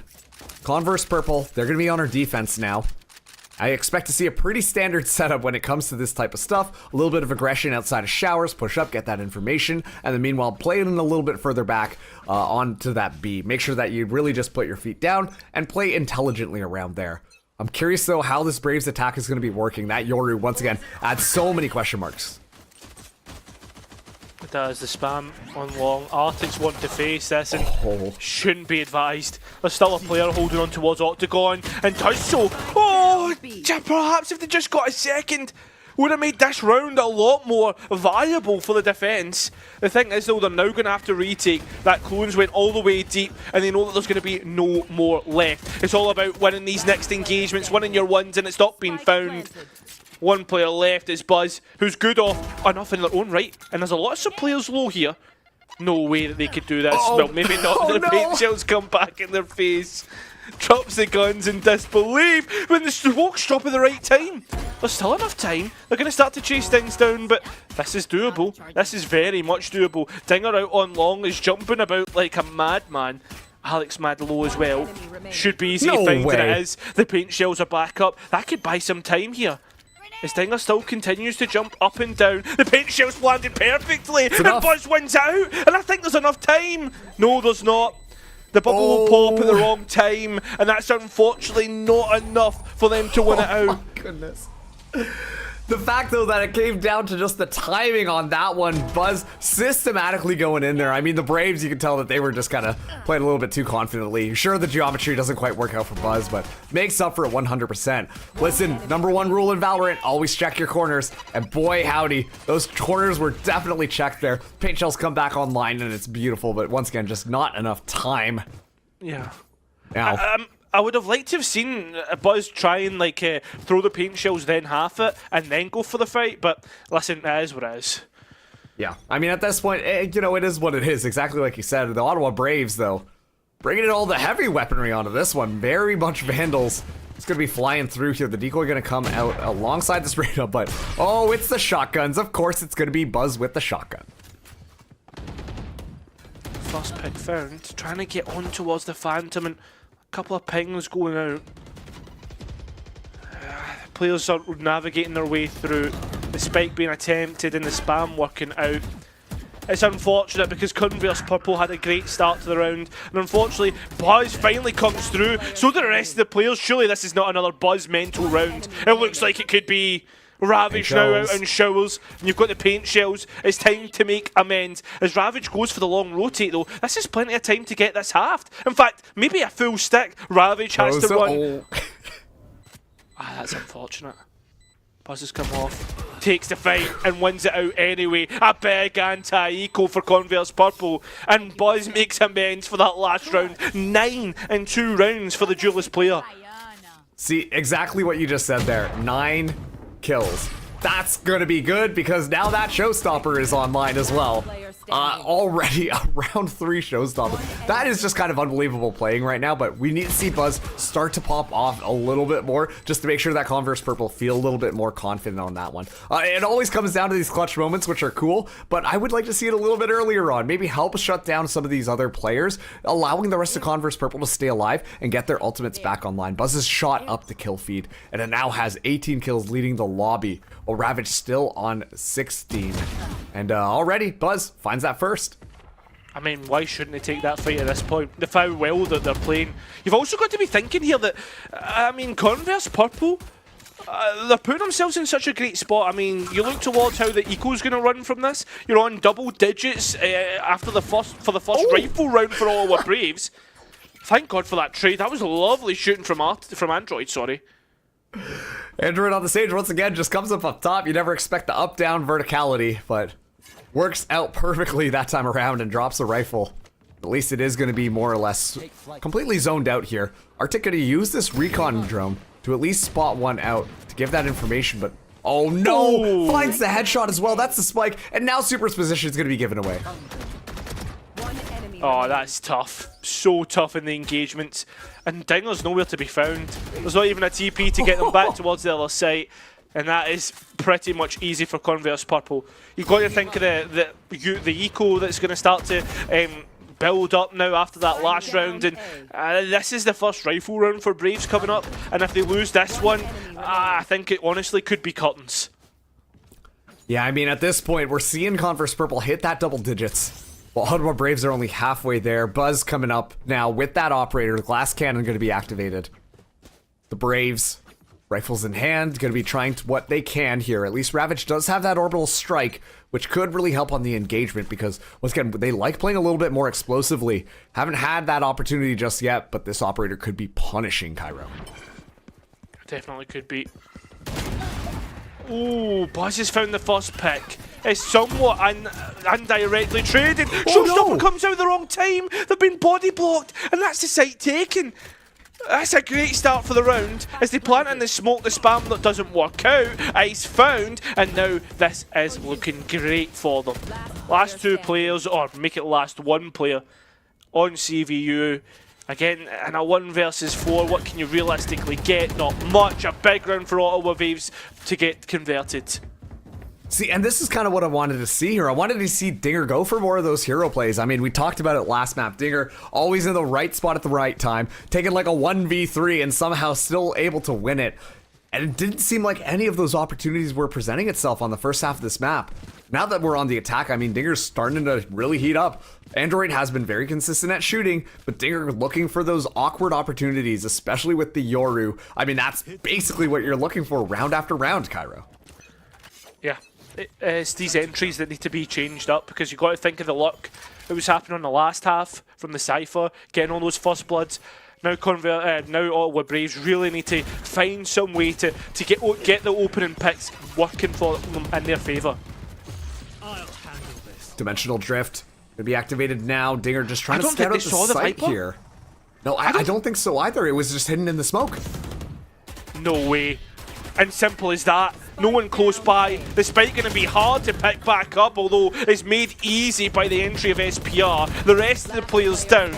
And now it's all up to the player that was planting the spike, SPR, and has to fight their way through, can be able to dismiss and clear out. Just runs it down onto the side. Oh, that's tough. Not much you can do there at that point, so it's going to be a nice, easy defuse by Converse Purple, but 100%, like, you're right, Cairo. Just the fact that they missed that Viper, it confused them around. You could see as soon as that first pick happened, all of their rifles swung around, which made their backs get shown to some of the members of Converse Purple. And sure, eventually, the Viper did go down, but it was a little bit too late. The picks had gone through, and then Super was the only one left standing. Yeah, you can see just the flicking around, just the unawareness of what is really happening here. Super trying to make that one work, but the dismiss can only get you so far away, and, well, you know what? That's why you bring the Phantom. So you can just spray, hold down that left mouse button, and find a kill. Even if it is just a Reyna dismissing in front of you. I mean, now you're looking at Ottawa Braves, and they're having to invest everything they've got for the next two rounds. If that is a CVU win this one, it has to be a rifle round every round from now on. And there's not much to look at in terms of the buy. Please clear out the corner. Buzz is still holding there, holding it down, and even shuts down a Reyna on Empress. They're all being invested to try and get them in towards lamps. There's no one holding it down. Buzz is finding the Sage as well. They know that this is a fake, surely. The player in Shower's taken out as well, and it's getting tougher and tougher. Spike is down, the Lurker out on long. Yeah, that sums it up. Oh, that's disrespect. You know. Puffin. Oh, Puffin. Oh, no. Puffin wants home, man. Puffin's done.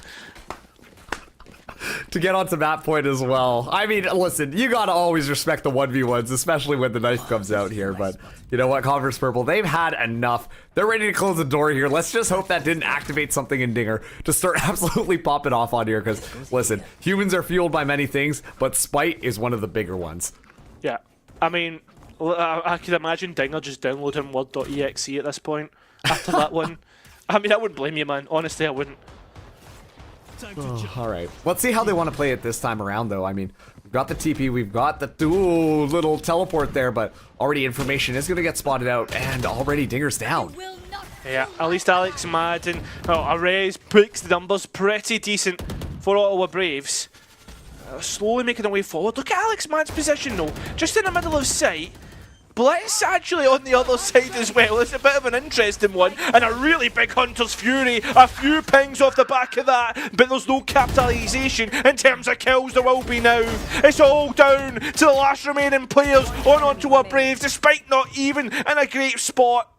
It's all up to SPR having to defend it from lamps and being dissuaded because of how low they are.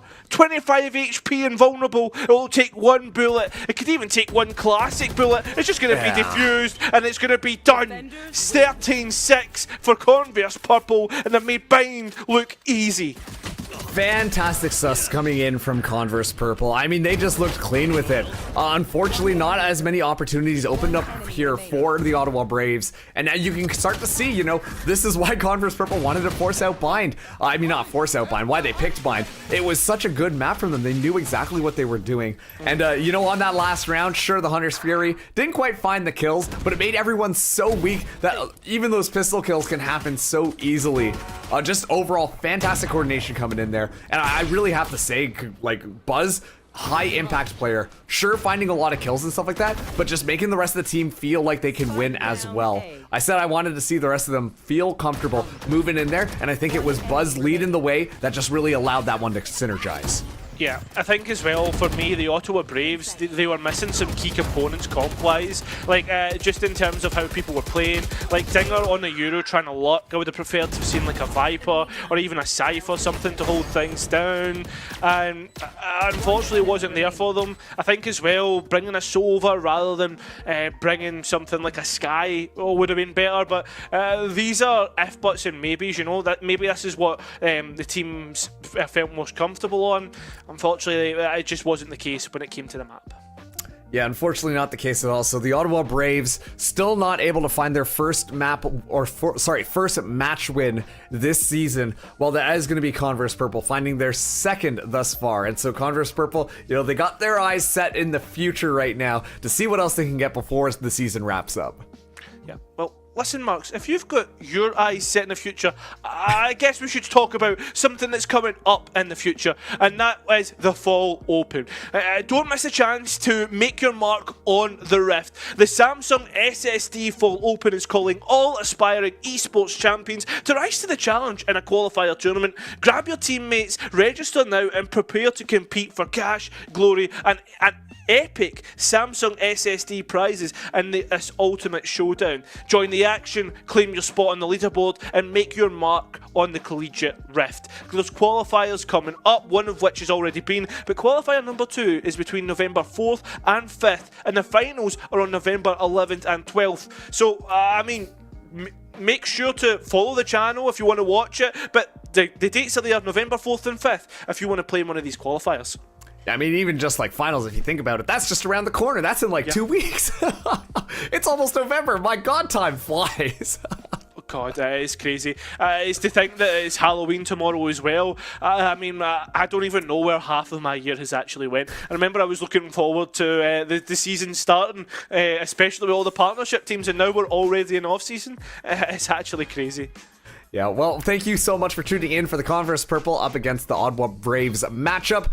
Converse Purple gonna take it 2-0. But we're not done for the night. There is one more Legends match happening later, which is the Texas A&M Maroon up against Northwood University. And that one kicks off in about an hour and 15 minutes. But until then, thank you for tuning in, and we'll see you around for the next matchup.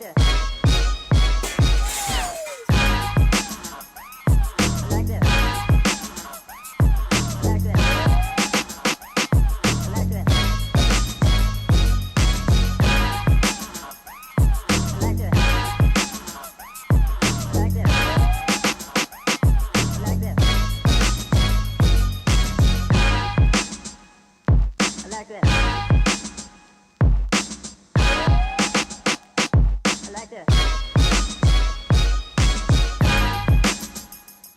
I like this. I like this. I like this. I like this.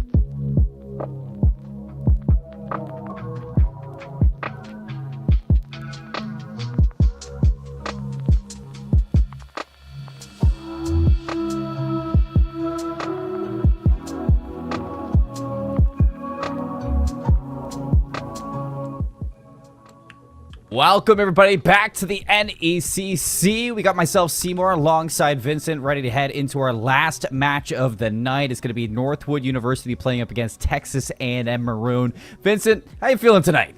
I'm feeling good. We have the Legends division here. It's Cyan for week 5. I'm excited to get things started.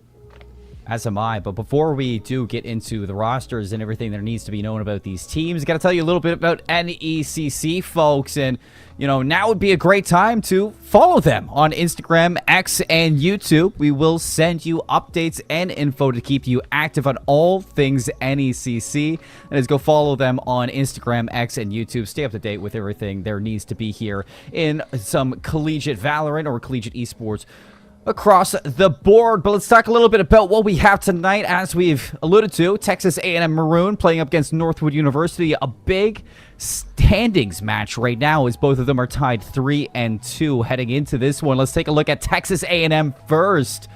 Vincent, why don't you kind of run us through what we're talking about here with Texas A&M? Yeah, listen, MU have been putting together some really good performances in general. Like we were talking about, this is being their roster. KHS, Bing Chilling, Teeny, Osti Frosty, and Joba is the squad for TAMU. We'll talk a little bit more about them, but before we do that, let's introduce you to their opposition in Northwood University. Though I don't really know that they need all that much introducing. They are Logan, Benji, Dip, Ollie, and Darkest. If you haven't kind of been following, the only difference between this season and last is Ferbsa gone, Logan in from that Fisher roster, which in and of itself is a little bit crazy, but a Northwood that is prone to bleeding nowadays. They've not been perfect anymore, which is crazy after 2 years of basically undefeatedness. But hey, it's really opened the door for other teams to kind of jump in there.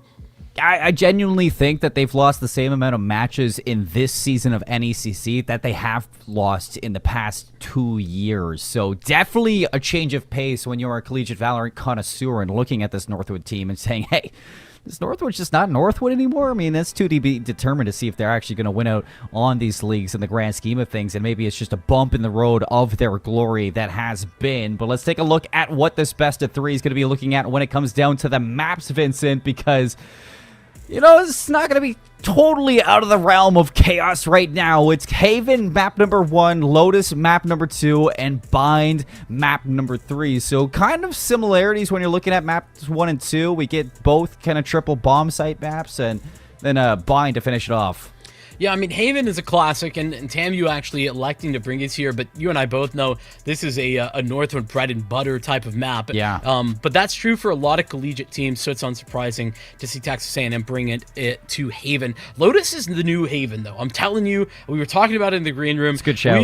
We see a ton of Lotus. I think that's true. It's actually true in general, not just in the collegiate sense, but like everybody plays Lotus nowadays. It's kind of replaced a little bit Ascent in that like everybody plays it map outside of Haven. We are left at Bind, our decider. Should it be necessary? But honestly, the question is it going to be necessary? For me, I just don't know. This is entirely up in the air. Two teams that have been very much a difficult team to best overall this season, but when Darkest is in the server, this Northwood team are much more themselves than when he isn't, and he's here tonight. I like that you're kind of putting the focus on Northwood here, because it's generally up to which Northwood are we getting.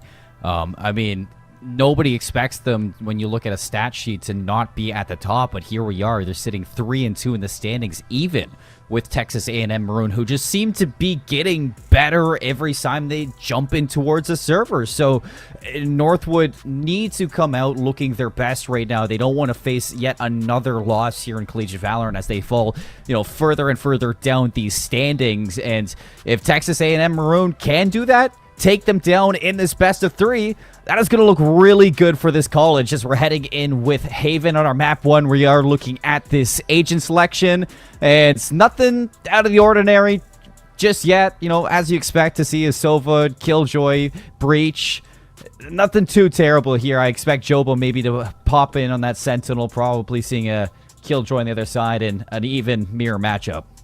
Indeed, and just to contextualize this matchup in general, right? This is a Northwood team that, like we said, has, prior to this season has really been uncontested #1, dropped to 3 in the power rankings over the last couple of months, just with some losses here and there. But TAMU, they're at a cool #8. It's 2 top 10 teams matching up in the Legends division. So getting it underway. Indeed, looks like Joba unsure of what you're going to see. I have been seeing a bit more of the Viper, actually. So I wouldn't be that crazy to see a Viper come through. I'd be down for it.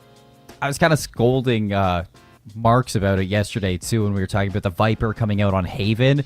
It's like, yes, you can play that double controller composition on a map like Haven, but at the same time, I just prefer to see that Sentinel, just prefer to see, a Killjoy able to, delay some spike plants, set up for a post plant, really well. I don't think, with a Silva being in play, Viper is usually like a really good pick because Silva is just so good at countering that Viper. Yeah, it certainly can be. I think there's an argument to be made, especially for the attacker side. If you wanted to run it, denying information on that A area of the map, getting towards sewer for free, essentially, and forcing a bunch of utility. But we won't be seeing it. I'm sure, happy about that, considering the KJ ×2. Unsurprisingly, on the Northwood side, this is what we always see from them. But Viper's stinky. You say what? Viper's stinky. Okay. Yeah, I said it. What is the context? I said it. You just slandered Viper. Yeah, I did. Somebody's got to say it at some point. All right. A slander of the Viper will not continue. We got a game to play. Oh, Logan connects with a shot, gets 2. Teeny's going to drop, and Spike is now inside of B. Somehow Big Chilling's going to get a freebie through the smoke, and Darkest, who had a shorty in hand, a good chance of finding a little bit more. Gonna bring this into an even 3-on-3. Big Chilling found 2 there. Oh, and KHS, gotta be checking that. Now it's real danger of that bot actually getting a kill in a moment. Oh, it might happen. Whoa, that was close. Paranoia on towards Ali. Sonar's gonna give away Joba and Big Chilling. And inside of this swing, Ali and Dip able to knock down a quick 2. KHS on that 6 HP. Might not drop to the turret, but Benji will end up getting that kill nonetheless. A really aggressive early round from Texas A&M. They just running it into the B site where Being Chilling, honestly, is so lucky to get those 2 kills. Like, the random frag through the smoke was absurd, but fortunately for Northwood, Logan able to hit the first 2 shots, and the utility holding back the further onslaught from TAMU Maroon. Sans those 3 kills from Being Chilling, nobody actually picking up anything else on the TAMU side. Here's that early utility I was just talking about that the Viper could, on paper, help you out with. Unfortunately, there's a lot of guns in the hands of Northwood. Yeah, a lot of good guns, too. You see Logan with that Vandal already being confident in the aggression through sewers.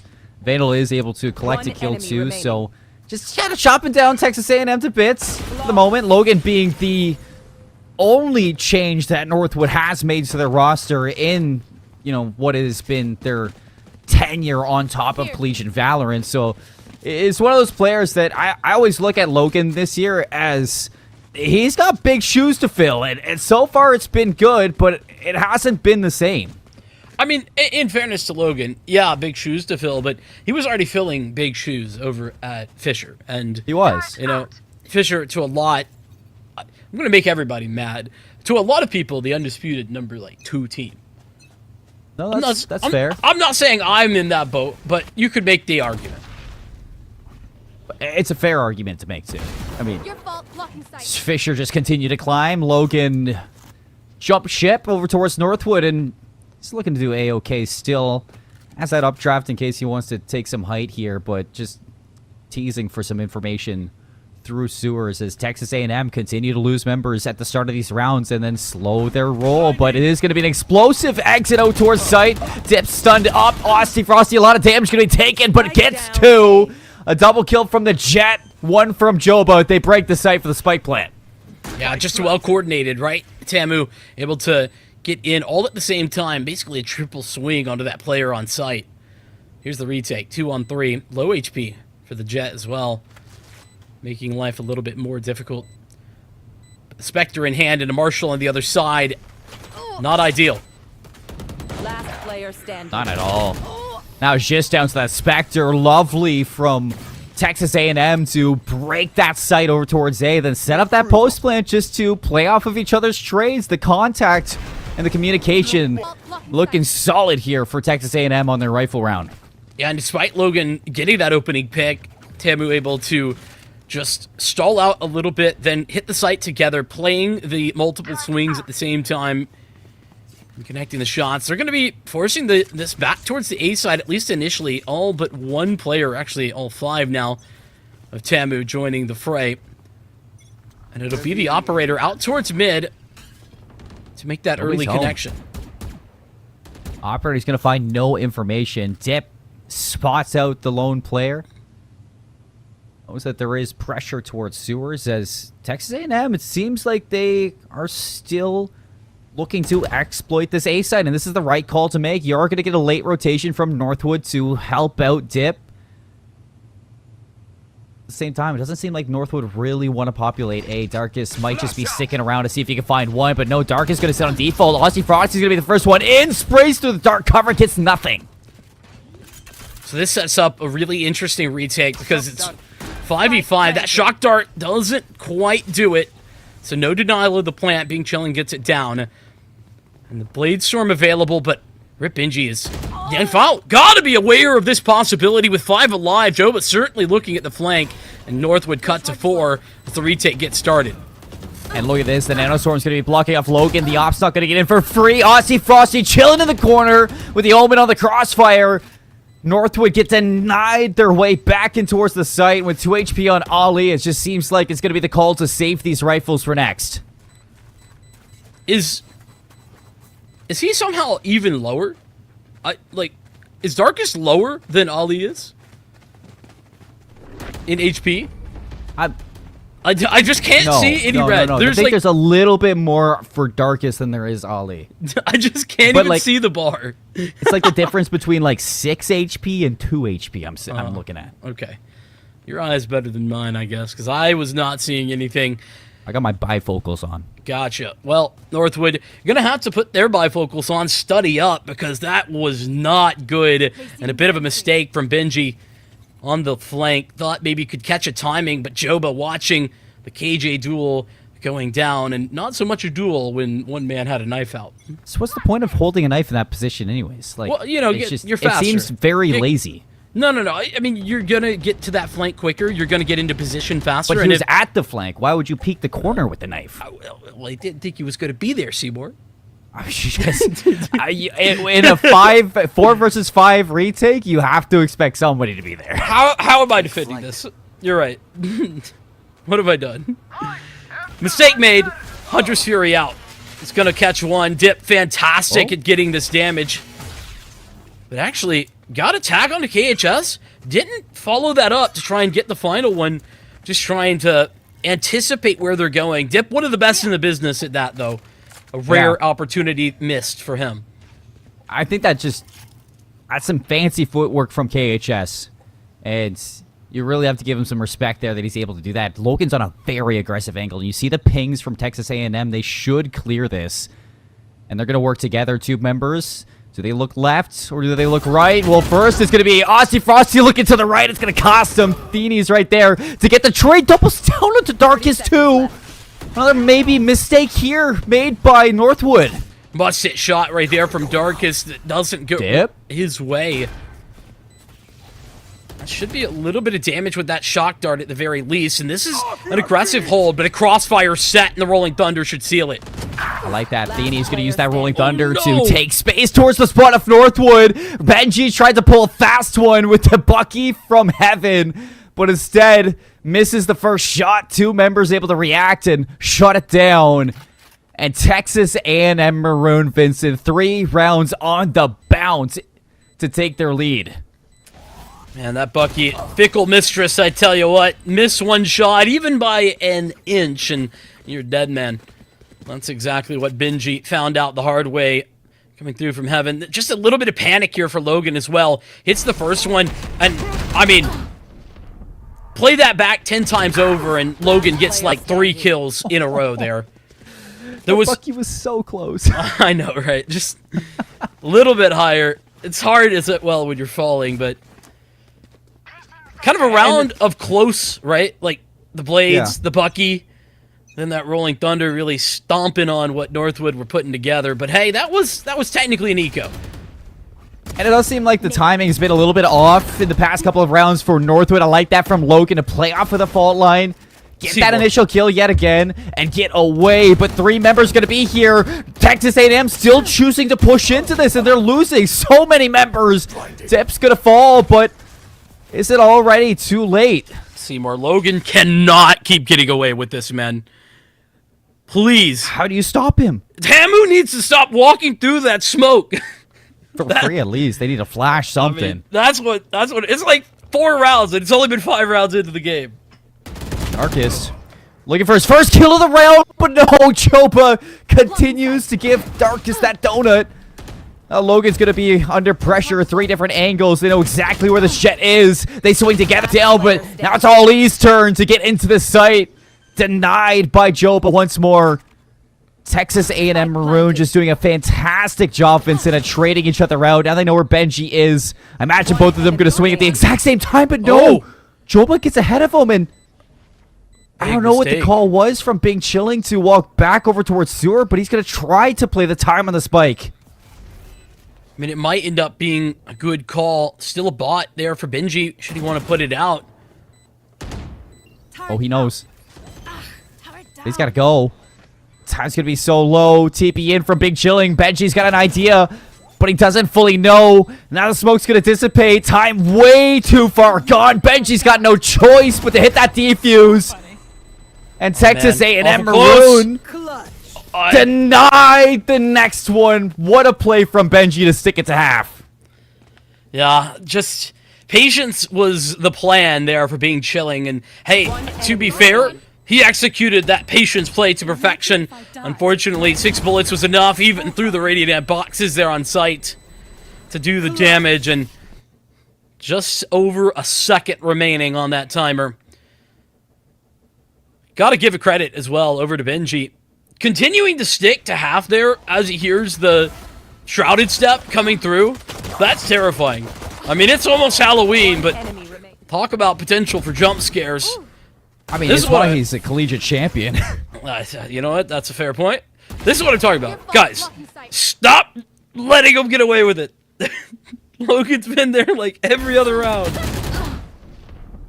So much damage early on from Logan too. I mean, if he can keep that up, and he can get a little bit more support from the rest of the team when it comes to holding this A site, and it doesn't come down to clutch play after clutch play, and he is doing a lot of work for Northwood right now in the initial parts of these rounds. Putting together, I mean, that's his job, right? Getting some of those early engagements as a duelist, that's often what you're looking to do on Haven. And listen, let me credit Texas A&M a little bit there. I mean, I say that they can't keep getting away with it. To be fair, Logan is very much swapping up the timing of that push. So it's not as if it's at the same time every round. They're looking, and then they're looking away. They think it's clear, and it's not. That's what separates the good from the great. Another fault line. Logan pushing down long out of the open with the help of Dip. They cut down KHS. Joba quickly going to get the trade. We're into a 4 versus 4. Texas A&M, they do have the lockdown, so they can continue to push down the pressure, and that is exactly what we're going to get. Lockdown so early over towards A. Seems like Texas A&M really trying to sell this execute. Look at this. This is absurd from Darkest. And it works. I mean, well, it works and it doesn't. Aussie Frosty was already on the site, and the Blades make the difference. But I love the aggression there from Darkest. Has support in the form of Logan, and it cuts it to a 2-on-2, a very winnable scenario. Oh, now Aussie Frosty just has to play off this contact. Bing Chilling down to half HP, and Northwood going to swing this one together. Ali a little bit ahead of the jump, and it's going to be Benji to swing off Ali's contact. Both teams looking to make the exact same play. Just nice shots there from Benji to get the better. Yeah, it's one of those moments where it's just pure aim skill in that moment, and Darkest just full commitment there. And in fairness, if Logan doesn't like barely get caught in that lockdown, I think that's a situation that North would come out on top of, like from the rip. Don't even need the 2v2 clutch, but the 2v2 worked in their favor anyway. It'll be another purchase here for Texas A&M. They tried to invest what they could, the Blade Storm and the lockdown in the last round, and it worked to a certain degree. But now they have the full weaponry to work with, and guess where Logan's at? Just take a gander, Seymour. He's in sewer. Oh yeah. I didn't have to look. I am looking, but I didn't have to. Big Chillin's gonna from the shadows. That's a great spot to be in. They have garage control, and Dark is gonna need some help, though. He loses it. Ali drops Aussie. Frosty gets 2. And now the ping on the Benji's location somehow takes down Aussie Frosty before falling. And I love this call from Dip to invest the Hunter's Fury, slowing down the tempo of Texas A&M Maroon. Yeah. Denying the plant for just a couple of moments. It's actually a 2-on-3, so winnable in numbers. The problem is Joba's position. Dip is cleared at a lot of space, but they didn't see Joba, and Dip is almost certainly dead to Joba here. Remaining. Yeah, and if it weren't for that, the Hunter's Fury would close this round in the favor of Tamu anyway. You know, actually, hats off to Dip for continuing to clear that, even though the drone didn't spot Joba. Stay down. Just goes to show the knowledge for this Northwood team. Logan in a 1 versus 3 made 1v2, but time wasn't in his favor. The setup wasn't there. No information for what Logan was walking into. 11-7 for this Jet, but it's just not enough to put away that round. Texas A&M continue to fight and keep this scrappy. We're tied 4-4. This has been electrifying. Tamu kind of showing exactly where they are at makes sense in the rankings, and Northwood, well, we know what we got with them, but for the moment, some mistakes made, I think it's fair to say, and some very good aggressive plays from Texas A&M, that being one of them in the last round. How quickly they were able to scale towards that from the shadows is exactly what you want to see. That put pressure onto Darkest, and everything fell into place from there.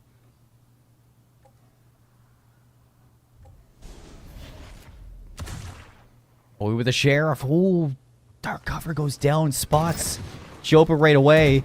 I love the re-aggression off the drone, but if they do push in, you wouldn't know Dip's going to be hiding in the corner. But unfortunately for Dip, this is not where they're going to be going to. And the alarm bot's going to give away the pressure and the aggression now coming out from these A players.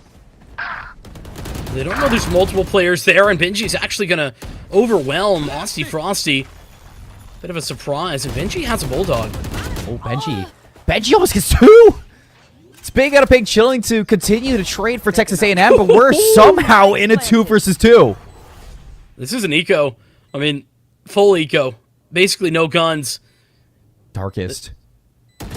They don't know! Darkest at the right click! Free gun, by the way! It's a Vandal now. Upgrades for Northwood. KHS is in a 2 versus 1. They don't know where the Sova's going to be. Both have to swing together. They look the wrong way and line up. KHS Don't worry, you're with me. lines up both members in the 2v1. Plays it safe, secure, and quiet as a church mouse. What's crazy about this, I mean, that's... Anyway, we'll just move on. What's crazy about this is clearly Darkest and Dip thinking, this guy's got a Hunter's Fury. Why the hell would he be on the site? Why would he be taking this fight? There's no reason to be that far forward. If you're KHS, like on paper, you just look and hit tab and you're like, oh, okay. Gonna be playing the post plant with the Hunter's Fury. Not this time. No. KHS Placing swarm grenade. in a position that, honestly, how could Northwood have even thought of that? Aussie Frosty, a little bit of damage from his teammates. Hunter's Fury, Benji's gonna be blind, trying to live. Ali gets 1. Not before Joba sets up to get that trade, and I love this. Texas A&M immediately, they get what they need. There you go. You know, isn't that what we're all trying to do, Seymour? Just live. Just live. Very relatable, you know? Game of Valorant. No way. That was that. I want to replay after this one. That hit. I know. It really looked like it. Maybe just moving at the end. Yeah, it looked like it was on target. Look at this, though.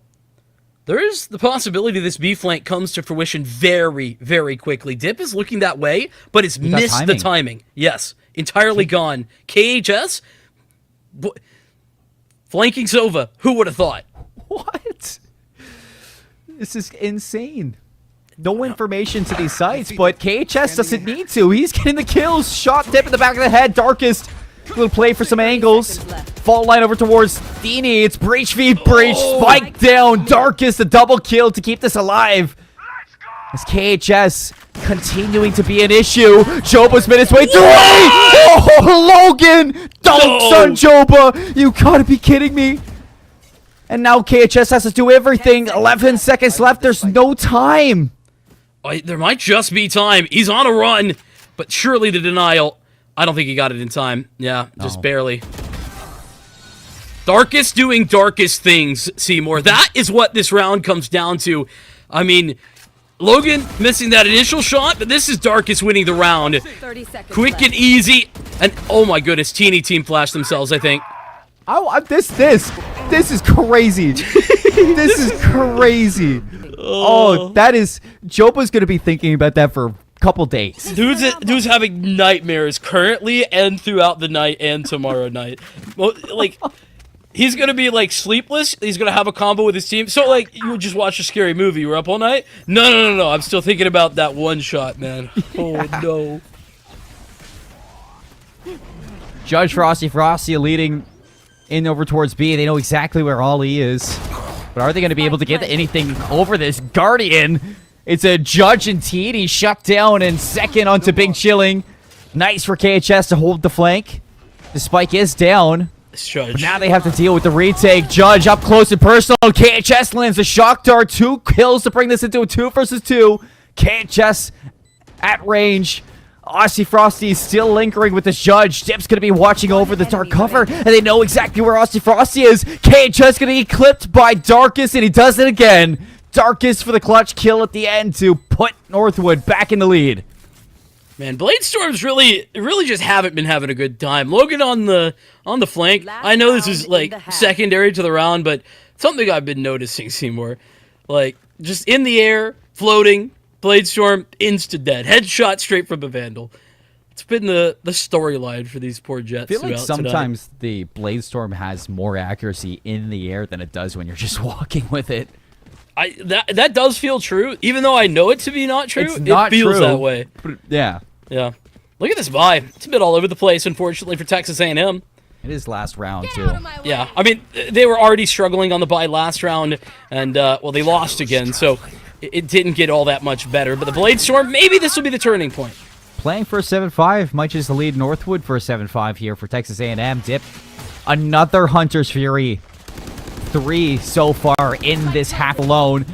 Aftershock's going to force Aussie Frosty out, only down to 70 HP. 5 versus 5 for the retake. Lockdown available for Northwood. Oh, they're going to invest that immediately. Bing Chilling here to try and deny it, Ollie, very quickly there instead. And this will be entirety of the offense cut out of the site. Nobody caught in the lockdown, though. Aussie Frosty, Blade's not going to hit. The TP in behind. Benji Enemy remaining.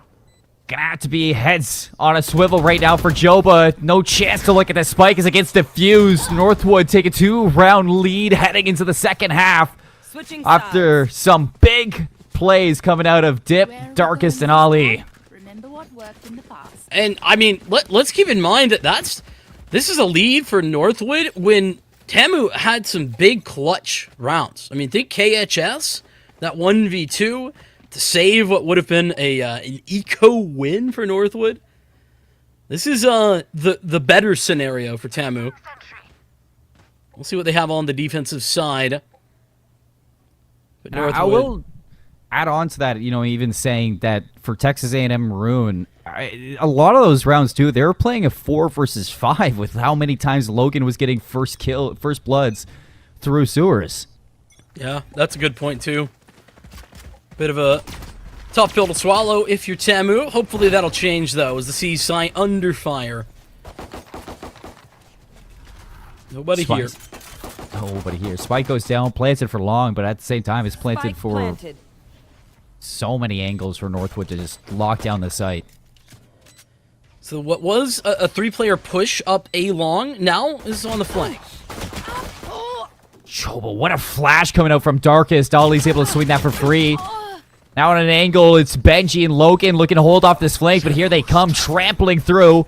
Nice kill into KHS is going to give Northwood an exit over towards the defender's spawn. And as they pivot back with safety behind them, they look forward, they take down the 3 flankers, and they take the pistol round once more. This is what separates Northwood from a lot of teams. It's their decision-making and the swiftness of it. They know for a fact that there's 2 players coming up from the flank almost immediately. And so what do? Instead of trying to bet in, play for the retake, that means that there's only one more player anywhere else, whether coming from Garage or from CT, it doesn't matter. And so they group up, fight that player CT, and then engage everybody on the flank after that smoke goes down. The swiftness of that decision being made is what makes Northwood so scary.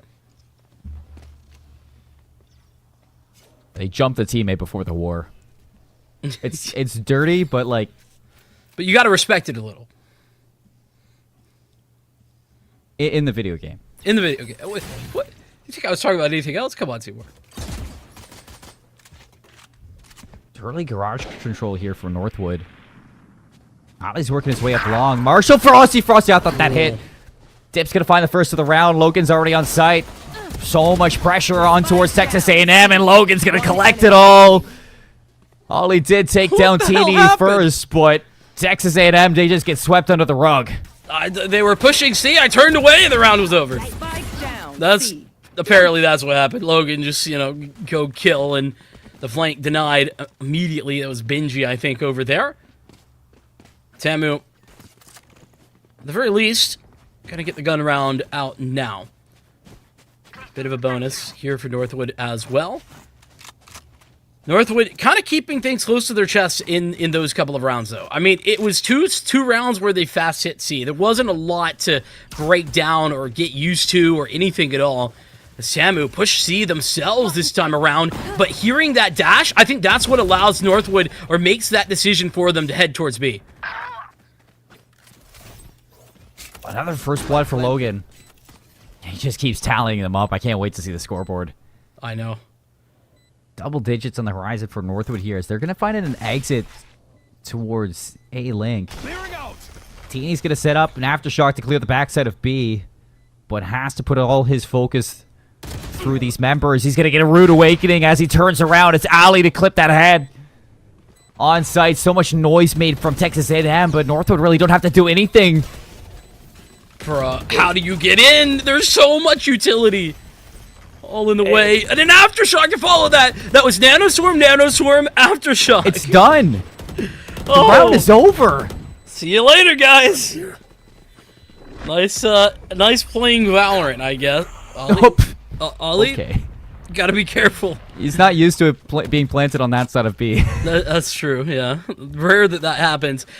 Just to go back to it real fast, though, the reason that Northwood go fast B there, I think they were looking to maybe get garage control initially, but they hear Austy Frosty dash forward at C long, and potentially another bit of audio cue. I don't know what they heard, but they definitely heard that dash, and I think that's part of the reason that they adjusted B so quickly and planted towards A-Link, knowing, hey, there's max one in A probably. Now they're doing the complete opposite. Aggression through A. Look at the forward position in mid. Yeah, Aussie Frosty's getting a lot of space through the middle of the map, but KHS is going to need a little bit of backup soon. Forced in towards Sewer. Teeny, no chance to get on site, and Benji was such a big kill to clear the site. Joba just trying to preempt things, and I mean, Teeny at least get something done. How is this cut to a 1v2? I mean, it's just Texas A&M Maroon, always good for getting trades, keeping it scrappy, but because we are together. Don't forget struggling at staying alive at the early portions of this game. They're always playing 4 versus 5s, I feel. And even in a round like that, where honestly they weren't, right? They were playing 5v5. Even then, the player who was making the right decisions to stay alive, that was KHS on the side, forced into Sewer, as you mentioned. Benji's just waiting, watching. 35 seconds into the round. knows that possibility exists, despite the fact that there was cues as if there was a flank coming. Yeah, it's just, again, it's KHS trying to make some hero plays there. And don't like to see that from Texas A&M. Aussie Frosty forced out from the Hunter's Fury. Trades continuing between each team, but it's, again, Northwood to walk away with the advantage. 2 versus 1. Joba last alive. Gonna have to see if you can clutch up to keep Northwood away from map point here on Haven. Texas A&M's map pick. Joba looking for some information here with the Guardian. Gonna swing around with the 1v1. Brings it down to just Joba and Darkus. But 5 HP tries to get some timing. Darkus is not planting the spike. He's waiting. And a heads-up play to beat out Joba in the 1v1. I mean, just the decision-making from Darkus there. Supreme confidence to be swinging that angle again. Knew that he had done some damage, I guess is fair to say. But currently, Northwood undefeated on this attack side. Yet to drop around, and I mean, just cast your mind back, Seymour, to was like 5-5 at one point. They were trading rounds all during the first half, and here we are. Atamu, really just a small version of what they were in the first half. Shadow of themselves. Yeah.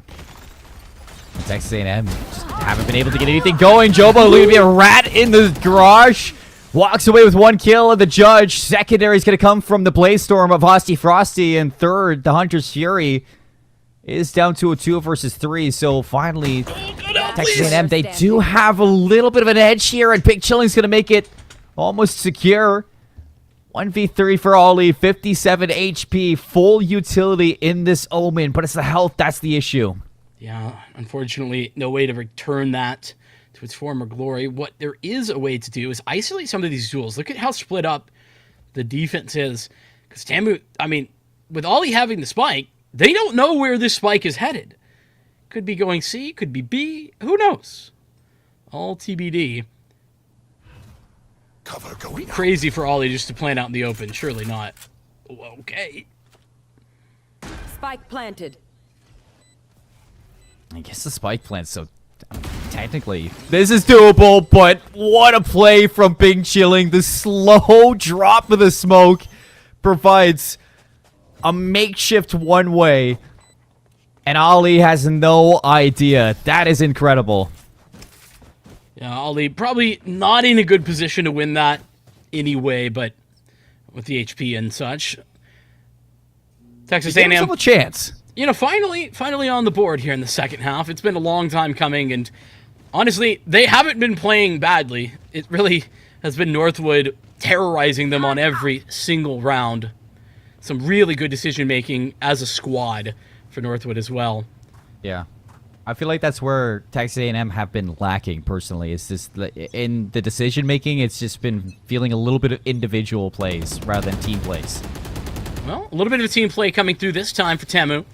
They've got 2 up short, 2 up long, and the right play dialed up for Northwood. From the shadows to the back of C, clears it out. There's nothing here.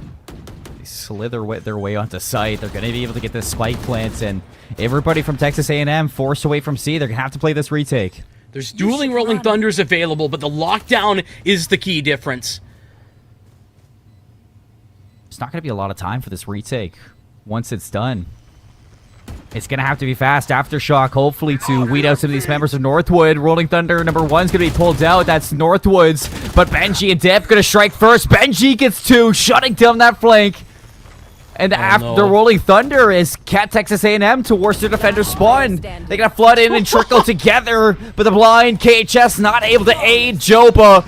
A flawless round from Northwood University to win out on Haven and take Texas A&M's map pick away from them. You know, the problem when you get onto C-Site without having to expend almost any utility is that right there. Joba gets hit with a Rolling Thunder, caught by an Aftershock, hit with a Fault Line, then Paranoid, and then Nanoswarm. Like, what are you supposed to do? You just can't move.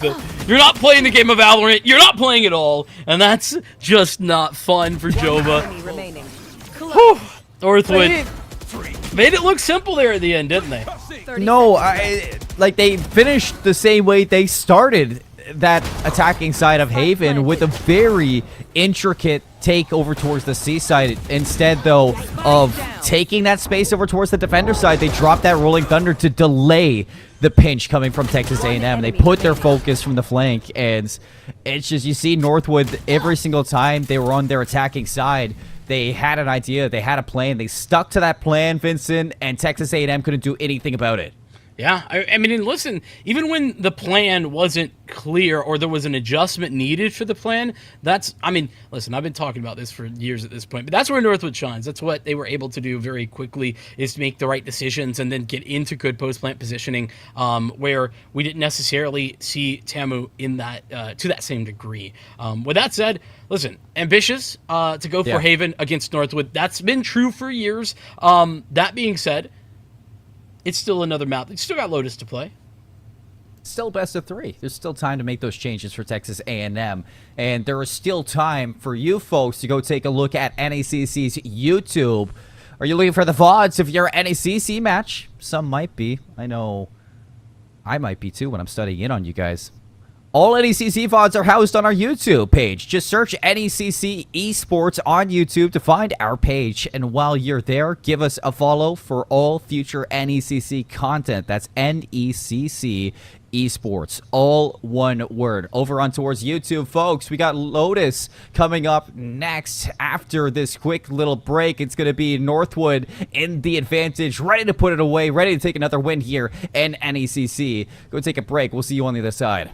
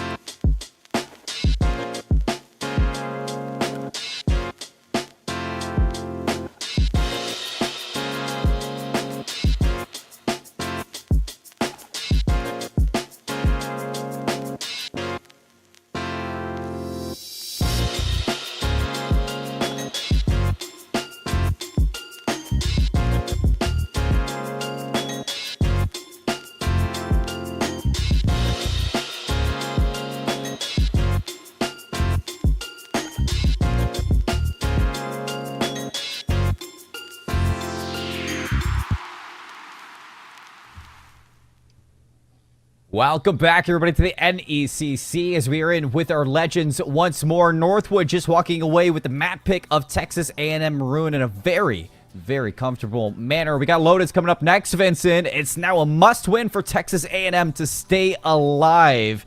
And this is going to be a tough one because Lotus, one of the best maps that Northwood has in their arsenal. Yeah, listen, the thing about this Lotus map is that it really can go any direction. And I say that because I think if you correctly potentially anti-strat, like there's a lot of tendencies that a lot of teams will fall into because this map is so wide open and because there's a lot of micro plays that you repeat often.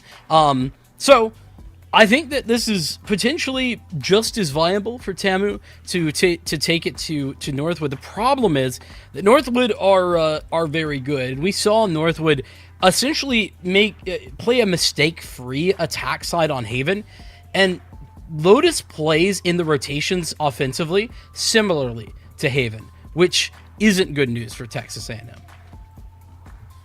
No, it's not good. I think what makes Northwood so good on a map like this too is their discipline. I don't expect it to be as, chaotic as Haven was on their defense. Lotus is a lot more patient for Northwood. They're going to run that double controller composition between Darkest and Ollie. They're not going to have to, force themselves into winnable situations. I think that this is going to be, Texas A&M Maroons game to prove themselves a little bit, show kind of what they're made of and why they belong in the top 8 for, collegiate Valorant, when maybe why they could argue to even push a little bit past it. Texas A&M Maroon, they won a few rounds back on Haven, but that was their map pick. They needed to show me a little bit more to kind of trust in this team. And, on Lotus, I have some expectations that I'd like to see them improve on. I mean, I'll put it to you this way, talking about, pumping up in the rankings and such, I think part of the difficulty for Texas A&M is that there's not a lot of tape on them. They play here in the NECC, and that's great, but we haven't seen a ton from them otherwise. I mean, they were able to win, the Red River Campus Clutch qualifier, but, that was, a long time ago at this point, over a month, almost 2. No, they didn't. Did they not? St. Thomas did. Red River? I casted it, man. The qualifier, not the... Oh, no, the qualifier, yeah, not Red River itself. Yeah. I might not have said qualifier. I might be trolling you. Yeah. Me trolling I also Seymour? might have misheard. Sometimes my ears don't work. We, between the two of us, we have a lot of issues. I think is what we're figuring out. Sometimes I feel old. Sometimes I am old. Texas A&M, though, they are ready to roll. Not old at all. No, not one bit. Spry and ready to go. Logan's going to play for the Altor. Tease a little bit of info, and here comes Texas. They're like, yo, you want that Altor? Not on our watch. But, the anticipation there for Northwood as well, they were baiting that so hard. And, well, it's not baited out rotations, but look at how much space they have at A. In towards tree, it's going to be Joba and Thini, only able to find the one, though. Darkest cleans them up immediately. Now Logan already working his way up. Ropes teases it for a second, but with that dark cover, doesn't want to commit. And KHS may have just got some timing towards the bottom of drop. Gets the jump on towards Logan, but not able to find the kill to back it up. Aussie Frosty manages to find the head of Ali, but that's it. Northwood, what a round there. Yeah, I mean, they got the information, basically the amount of utility that was used, countermanding that mound push, and, well, once they got onto the site, it was all ogre. First round for Northwood, and a solid start the stack side. It's been a conversation point throughout for Lotus, how strong the attack is on this map. And I think that a lot of players are kind of iffy on it. I got to speak with one of the a developer over at Riot at one of the Red Bull events, and what he was saying is basically they're looking at that, the potential to change things up. So that's interesting. Yeah. Because I'm wondering, what you would do to change up a map like this. Maybe it. I should clarify. He was saying they're paying attention to it. Yeah. But now I'm kind of like theory crafting and a little beyond that. Yeah, Northwood won the round. We know that. I wasn't even ever questioning like, that. But at the same time, you look at a map like Lotus, and I feel like when it comes down to the attacking side, you know, trying to nerf it a little bit, give the defenders a little bit more of an advantage would be taking away some of the space that the attackers get so early. And, you know, I look over, you know, for A, maybe, you know, doing what they did to Breeze and closing off a section of that early, you know, space gained by the attackers. You know, just giving the defenders more chokes to play on is what I'm thinking. Yeah, no, I mean, there's a lot of options, a lot of theory crafting happening around, and we'll see what the theory here for Tamu is on how to break Northwood's hold of this opening stages of the round. I mean, get an opening kill. That works for me. Spike down A. KHS, a second one. Logan's going to be blind. Has a backpack, blast pack to safety. While this is going down, Texas A&M Maroon, they don't move it muscle over at B and C. Even while the spike is actually in front of this dark cover, so Logan's going to have to try to do something special, make some magic happen here. T&E playing it so patiently over towards B. He's going to catch Ali trying to lurk, and information on towards the second one. Logan walks through the dark cover finally. See if maybe Texas A&M Maroon did walk away from that, but they did not. Texas A&M Maroon, they played so safe. What a disgusting off angle on B for Teeny, by the way. Like, Ali had no idea that they could be swung. That was fantastic. And Tamu, yeah, I mean, hit heads is like the overarching combo there, but it is also just some good coordination, right? Have multiple players in position to take that fight as the toxic screen falls down. It's exactly what you want to do to create question marks for the Northwood squad. They'll be rebuying, though. And looking at things, very much postured towards B in the early stages of this round. There's aggression for Tamu out towards Mount. And they're putting pressure on the ceiling door as well. What? What a shot from KHS, and damage on the Logan, too. How? KHS, teach me your ways, man. I mean, that is just Aim Labs 101 right there. Being chilling. Get playing. Crack out the Aim Labs, Vincent. Dude, look at this. Ali, the player, Noya's going to hit two, but Ali with the pre-fire, he just walks right into it. I'm pretty sure that Ali wasn't blind because he was so close. Maybe it went past them? That is... Yeah. That is tough. From the shadows and towards tree. Nobody's going to be here. Joba, the closest, but even still, he's going to slowly make his way in towards the dip, and at the same time, I don't want to see Joba get ahead of the curve here. Just needs to wait for this flank to start working its way in. Speaking of that flank, it's, you know, slow and steady. They're going to get there eventually. One down. Darkest cut, but there's no way they know dips here. No. And it's going to take a lot for KHS to expect this. They trigger discipline from Dip, quite like KHS back on Haven. He lines him up. And Dip's going to put it away. Logan cleans up the player on site. And Northwood, with the rifles in their hands, they bring it back to a 2-round gap. Even after this disgusting shot from KHS. Ew. I can't believe that he gets both of these lined up, though. I mean, that was so clean, too. It was like 3 shots. I am more disgusted by that than KHS's shot, and KHS's shot was fantastic. This will be enough to rebuy, and Logan's already taken a punch of space there out towards Rubble. He's got the whole team with him. There's only the Killjoy here at the A site. KHS ready to take an engagement here towards Benji, but if Benji wins that duel, there'll be basically nothing stopping a B hit, or a C hit for that matter. Ice cold in these situations too. Benji's been so good for it, and KHS might be caught with a bird in his hands. Can't be caught with a bird. Oh, the bird. And he is. Aussie Frosty, though, is going to be the one to fall.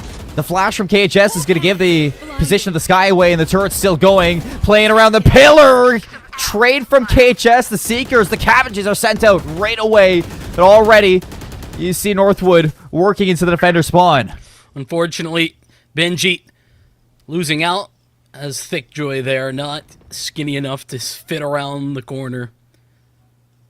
4v4 though. What? Tamu? Okay. I'm blown away by how that engage goes through. Being chilling? What? Down A. How does The he... Seekers have given everything away. They 30 know seconds that left. Northwood's playing in towards their spawn. No information on to B, and the trap was set. And they activated the trap card. I can't believe you said Thick Joy, by the way. What? I'm still stuck on that. Like, I'm sorry, I just threw you off a little bit. a little Look, bit. look! Come on. I mean, I see what you see, but I'm not the one who said it. I couldn't stop myself. Bad caster. Anyway, Tamu, Wrong. fantastic round from them. Like you said, I mean, just... That is why the Seekers are so good on this map, if we're being honest. Part of the reason why, you know, as, like, good as the composition that Northwood are running is with Dip on the Sova, having, or not having that potential with the Sky is a pretty big loss. Yeah. I agree 100%. That's a lot of And people. Texas A&M are doing a great job at getting this information early, but the showstopper for Logan gonna start this round with a little bit of a bang. KHS manages to do some damage mitigation as he's on the run. Low HP in the Sky and won't be able to use that regrowth to heal back up. This paint shell is going to be so damaging right onto towards the doorstep of KHS. It's a 3v2. Teeny cut off by this dark cover, but might be able to walk right through. This is bullet Odin all the way through. Remaining. goes per. Teeny might be blocked off by the dark cover, but I think that's doing more harm for Northwood than good because you have no way to know where the second player is, and Ollie searching for a lifeline. Anything to light the path back into this round. 30 Notice, seconds left. Tamu, how their position, how their posture, just both falling back, giving a wide area for Ollie to work with. Knowing that, I mean, the right decision is play it together and, hey, lockdown, Wow. why not? I mean, I'm at this point, you confirm rounds. That's an expensive round here. Ali has to be careful not to get detained, and I was a little bit worried for a second, but this is Ali we're talking about. Toxic Orb's going to allow a little bit of defense for the spike defuse to happen. The defender is going to stick it out. Teeny thought for a second got clipped by that Bulldog, but it was only Chopa who was body blocking it. Maybe there was a ping there that kind of gave some false information. It seemed like Ollie wasn't quite sure where he planted that spike and was a little bit off because of it. Valiant effort in the 1v2, but yeah, Joba, phenomenal work on that Odin. I feel like not a gun you see all the time here on Lotus, but one that I am certainly welcoming for those reasons and more. 3-3 we go. Quite similar to Haven, Texas A&M Maroon early into the game are staying on pace with Northwood, keeping it scrappy and finding success off of that. But big difference though is you think back towards Haven, eventually they ran out of gas. It's kind of, can they hold on to this marathon? They also ran out of attack side rounds. Northwood's going to do the same thing here. So maybe things will be flip-flopped. Teeny. Two players on the other side, and now they know, but do they swing? It's a firing squad on the other side, and Logan does not look away.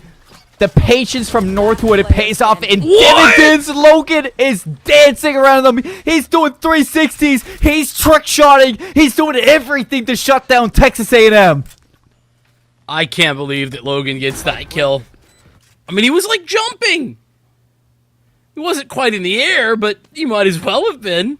Cover going out. Being Chilling is currently on a hope and a prayer that he can save this gun because there is a squad coming to fight him aggressively, and well, they're looking like they're probably going to find him. Oh, okay. Well, Benji needs the gun out to shoot. Okay. Oh, wow. I thought for a second Big Chilling was just going to teleport across the map, but 7 bullets in the chamber. Dark cover's going to block off the information from the sonar, but they know he's here. Oh, yeah. He is trapped. The time taken away. Big Chilling, 41 HP. Rifle gets carried over. Northwood, they're just a little bit scared. You know, they don't have the best economy either, so they didn't want to lose any more of the rifles in their own right, so... Yeah, I wouldn't want to lose any more. Look at dude. Oh, I mean, he was... is one of the games of all time. Yeah, that's real and true. Like I said, not technically in the air, but I count that as jumping. He was in the air. He was landing and... Yeah, anyway. Nice shot, Logan! Another Odin out here for Joba. Poison orb emitting. We'll see some aggression for Texas A&M. They've varied up kind of how they've approached this. It's the Trailblazer towards Root to gather that control, to force back Northwood for the time being. And, well, maybe that's the space that they need to get that victory back. Oh, that showstopper, though. Oh, wow. Hail Mary. That's interesting. run. That is a very interesting hold. I wonder what proc the use of that. Well, they heard now players. Has a chance to shut down this flank. Even Vincent in the lockdown, forcing the players off of C slowly. This flank needs to turn into something soon. Or, you know, Northwood are just going to be able to set up on site. From the shadows, just to check the close corner there on Mound. They're going to put down the Viper's Pit as well. But Joba's still fighting. That one-way supreme for them. There's so many bullets in the chamber of that Odin. He does not have to let go. Now you got to walk into the Viper's Pit with the advantage of lives, but you lose out on Joba, and now Northwood have a little bit of an exit fighting against the Bulldog. Dini takes down Benji. 1 versus 1 here for Dip to now have his back to the wall. 2v3, still Darkest hiding inside this Viper's Pit. Dancing around the idea. Hunter's Fury is going to force them over towards Darkest. Viper's Pit now down. Time ticking away. And Dip needs to go. Both players going to be extremely low. But KHS a little bit ahead of the dark cover. Ready for the swing. Waits it out. And Texas A&M Maroon keep us tied. Again, I hate to talk about Northwood and around the 10 win, but I'm going to do it. I have to. The fact that we see Northwood, they know the win conditions immediately. They have one option, and that's take the C site. So what do? As soon as they know they're getting triple flanked, they lock down Viper's Pit, start betting in, taking all the way towards defender spawn. The decisions made were the right ones, but this is where Tamu deserve a ton of credit. They put Northwood in such a bad position, or a bad predicament, where their best options were bad ones. He's just trying to do every micro movement you can to stay alive, and like you're, what is that one song? It's like, still alive, but I'm barely breathing. I don't know the song you're talking about. I've heard it, but I have no idea what the name is. It's like, it's the script. I know it's the script. And Always. this Odin is written into the script right now. KHS breaks through the smoke, and somehow Northwood are still in it. KHS put on a Halloween costume, disguised themselves as a Seeker, and walked in with them. 3v3. To crush himself down to size, too. I mean, it worked out. Got the 1-for-1 trade. Cut this down to a winnable scenario for Tamu. But Joba not still alive. That Odin not able to spam down through that site. Easy kill there onto Benji. Logan right there to trade. 2 versus 2. Information onto where Teeny is, but they're going to be ready for Dip. All eyes on both angles. Big Chilling is the first one. Now into a 1 versus 1. No time to hunt down this player. Has to force Dip over towards him. Barely the head is showing. Big Chilling with the flick. And there's just enough time. 3 seconds left for Big Chilling to make a crazy clutch. And for the first time in forever, Texas A&M Maroon take their lead. Well deserved. In addition to that, I mean, I'm looking at this, and I can't believe Joba doesn't have, like, 15 kills. I really thought that we'd look at the scoreboard and that would be the case, but it's because everybody is kind of, picking up the pace. We've seen some big plays there, Bing Chilling especially in this one. 1v2, essentially.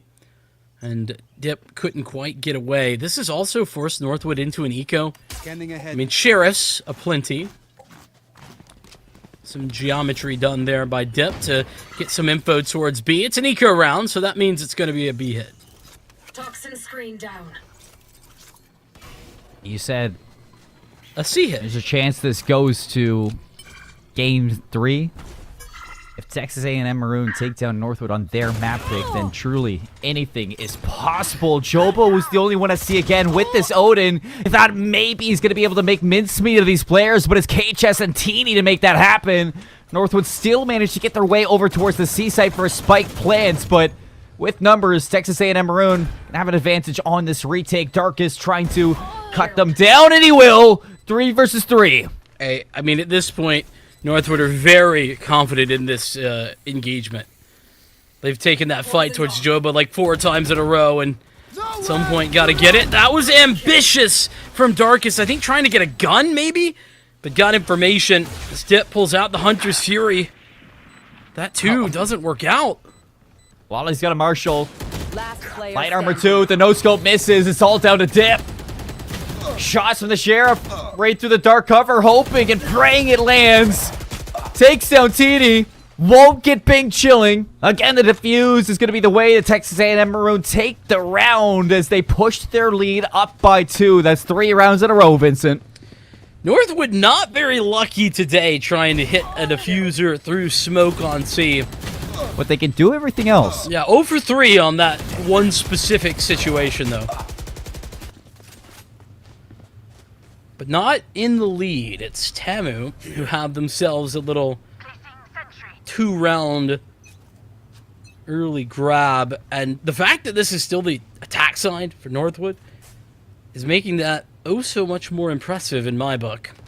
I mean, I was going to ask you, too. It's like, where do you feel comfortable as Texas A&M Maroon with your defensive rounds 1? I feel like they're more than comfortable with 6 at the half. Oh, yeah. I mean, and it's not unreasonable that they could pick up a couple more, but this is currently a good read of the situation for Northwood. That opening pick, Teeny, I think needed to be jump spotting there, like just shoulder peeking instead of making a commitment, because that one kill essentially gives the entirety of the A site over to Northwood, and now they can set up in any post-plant scenario they want. There's a good chance that one kill gives them the round. Texas A&M Maroon going to have to take their time at clearing their way back in towards A. So many angles to check. And after that, they have to hit the shots to go on top of it. KHS working the flank. Turret's going to give it away. Information now for Northwood to turn around. Aussie Frosty working on the pinch, but denied entry back on towards the site. And still KHS trying to work a little bit of magic, but time is going away. And Logan's going to get Jopa now down to 3. Make it 2 members for Texas A&M Maroon. They get cut down, and Northwood finally stop the bleeding. Yeah, don't let Northwood get into, like, real post-plant positions, because that's what happens. They've been kind of put into uncomfy spots over towards the C site because of how aggressively they've been trying to fight Joba towards spawn. Not the case over there at A. Final round of the half, and it's a broken purchase.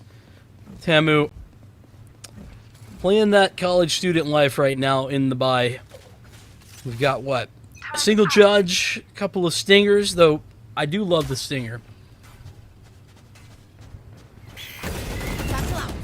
Oh, the flash right in the face. Nobody dies. The Aussie Frosty's the one that dies off that one. 3 members fully blind, and Texas A&M Maroon are the ones that die. Yeah, that's brutal. That guiding light followed by the paranoia. It caught everybody. Not a single player left left with vision. Darkest. That orb kind of great actually for Northwood. Spike carrier killed. KHS? Spike down A. Okay, that's a lifeline thrown. KHS sprays down 3. Big Chilling thinks he has timing, but Darkest saw it. They know where this Omen's going to be, and Dark is going to be watching it. The Singer won't be able to cut this distance. Lockdown for Joba. In a 1 versus 2. This is it. Judge is going to be upgraded over towards a Vandal. It's a Prime Vandal, so he's going to be feeling good. Yeah. The decay from this Toxic Orb. He's got to take this time to wait for the lockdown to finish, and nobody gets detained. Darkest now able to set back up on this aggressive angle. Waits for the turret to fully form before giving away his position and backs it right up. Both members of Northwood playing this so Oh my smart. They have a goodness. showstopper too for Logan. And all they need to do is hold hands, wait for Joba to make them step up. Joba's got no time. The showstopper's going to give it away. 52 HP. Darkest and Logan playing some perfect post-split tech. And Northwood tie us back up at the half. What's so crazy is that Darkest Toxic Orb right there literally nullifies a lockdown. Just by being in position and that being the direction that Joba goes. Just can't really commit through it. Can't make that decision because he knows that, well, they could be swinging him. No way you walk through that Toxic Orb with a snake bite inside of it. Placing swarm grenade. Fantastic utility usage late into the round by both Logan and Darkest.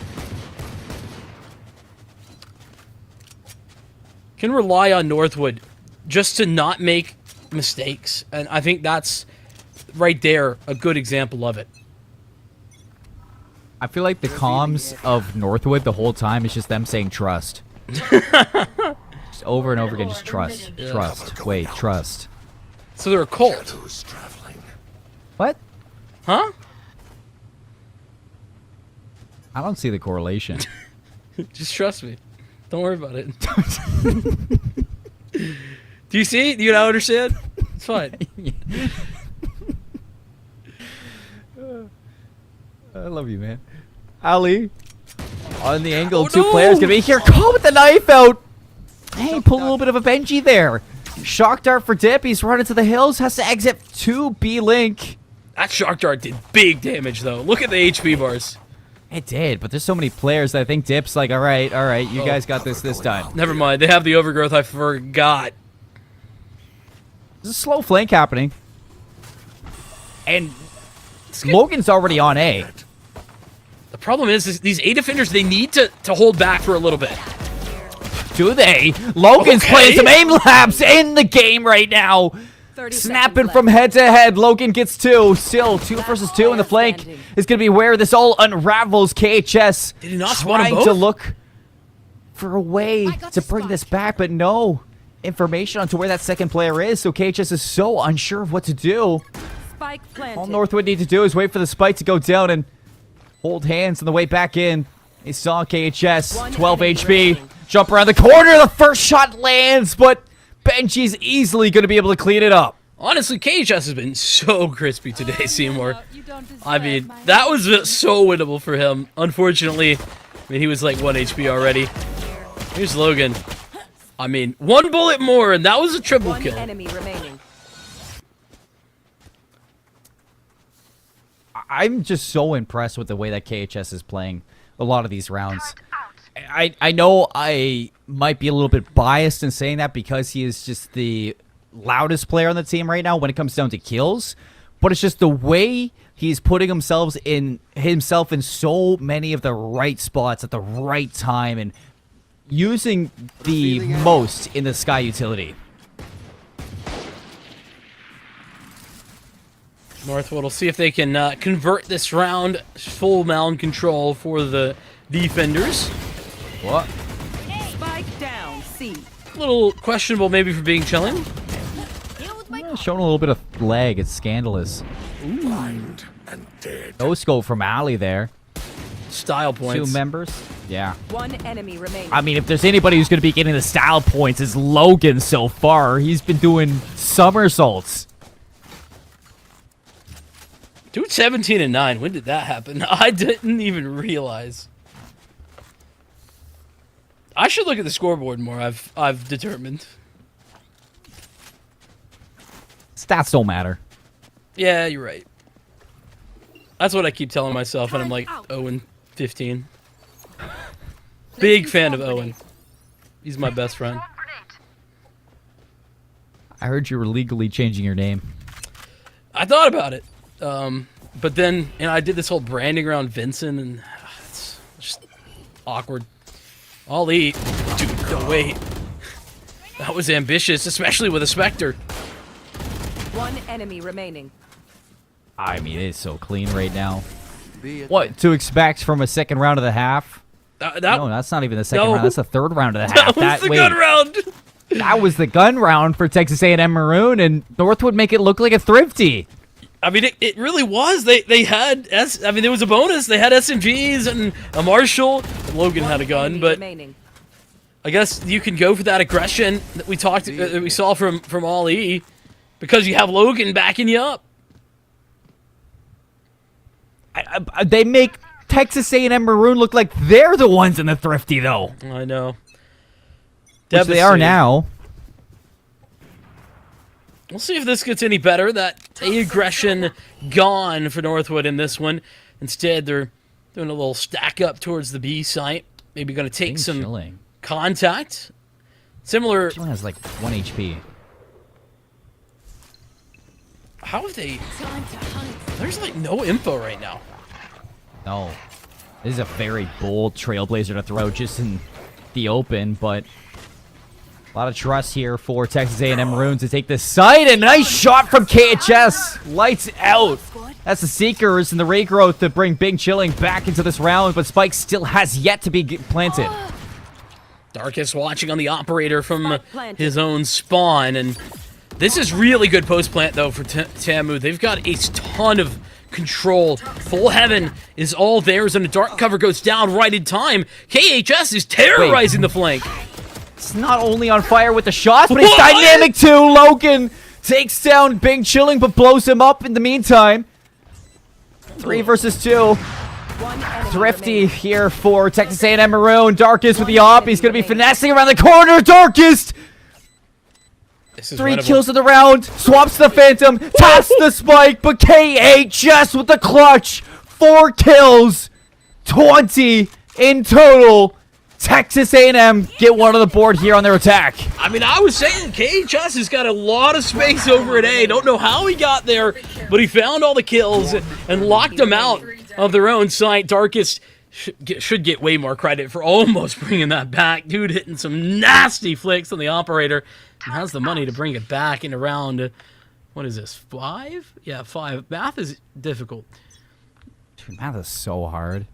3 You know- plus 1 equals 4, plus 1 equals 5. Blinded. Got it. Hey, yeah, A squared plus B squared equals C squared. You know, I know I already talked about Marks once on the broadcast, but he actually told me yesterday. He said live on camera. He said that math is easy. That's fake news. That guy is crazy. I love it, but he's crazy. Well, that's gonna be a chunky paint shell. Where'd it go? It got eaten into the Wait, void. yeah. They were blind too. Where'd it go? Wait, big kill from Oh. Big Chilling. He used from the shadows all the way onto sight and gets in behind. Takes down the first one, now looking to be an issue for the rest of this round. Logan's trying to hunt down this player, but now comes the cavalry. Logan's able to equalize this, but he loses Ollie. It's being chilling down. On Darkest. Gonna be forced back by a robot. No way. No way! Fortunately, KHS is there to trade. They're still 2 alive, and well, Darkest is one of them, so round not over for sure. One enemy remaining. Joba's going to have an angle, though, in that head. That op is not going to have any eyes on these players. In a 1v3, Benji obviously going to do crazy things, Vincent. But now that they know exactly where he is, they still have this Viper's Wall. Has to be thinking about saving this rifle. They do not have a lot of money. Yeah, I would love to see him go grab this op. Yeah, that's what he's thinking about. But KHS has been a beast. This is KHS doing everything he can to win this game. One enemy remaining. And I'm not going to take anything away from Texas A&M and put it all on KHS. He has been frying when it comes down to the kills. But when you have Bing Chilling making some very bold plays, like using a from the shadow to get onto A and flanking these players, it allows for KHS to use that space. Yeah, I mean, it really does. And I think that One enemy part of remaining. this as well is Northwood currently playing their own game, and Tamu starting to figure out the way that they can answer it, right? Early in this half, it was a little bit of a struggle, But Tamu putting a lot of presence towards A early in these last few rounds. Ew! Can I get a replay of that, like, That constantly? was so crazy. Just need to see that back again and again and again. I'm gonna expect Darkest to Oh, post that thank you. here. Oh, here we go. Like, look at this. Look at this. One enemy The smallest frame on that shot. That is not something anybody can do. That is crazy out of Darkest. But you're right, though, is that, like, I feel like Texas A&M Maroon have figured out a strategy of success here on Lotus, and more likely than not, that strategy is just trying to do something unorthodox to set Northwood off. You know, just confuse them a little bit. Well, I mean, I wouldn't even call it unorthodox, right? Getting that early control towards one area of the map, it's the way to play this Lotus map. Oh, that's tough. It is. And it's not going to stop Texas A&M Maroon. A lot of damage onto Aussie Frosty, but that's going to enable Jobo to start taking the reins, and he walks forward, gets the big kill, and Northwood are down to the 2 members. They can walk forward and grab some guns out of this. But in doing so, they've given up A. Take some space and then go A. That is the plan of action, and it is a good plan. Spike planted. Benji's Vandal, HP Last low. player standing. Ooh. No, Now it's all gone. yeah, it's very low. Like, Precision kill. 0. 3 kills here. 3 shots. 1. Oh. Inty, though. Is that caster bias right there? You cheering for Northwood? Can't believe you. I'm not cheering for Northwood. If it happened, I would have been a genius. Seeing into the future. See more casts, everybody. I want to see a third map just as much as everybody else. I don't think there's somebody who praised on the downfall of Northwood as much as I did last year when they were undefeated. Wow. Seeing them Toxicity out of this guy. down the way they are now, it's exciting to me at the opportunities that we will have for the competitiveness of collegiate Valorant. I love the guys on Northwood. They're great. I'm fully I do gaslighting like you. seeing I understand what you mean. these but games. You're just so toxic. I don't know what to tell you. I am. Listen. Northwood now bleeding a time or two. And Tamu maybe here to draw some blood tonight. We'll see. We still got a couple of rounds to play. It's tied up, 9-9. 3 rounds to lead the second half for Northwood, followed by 3 for Tamu Maroon. Leaves us here. shadows traveling.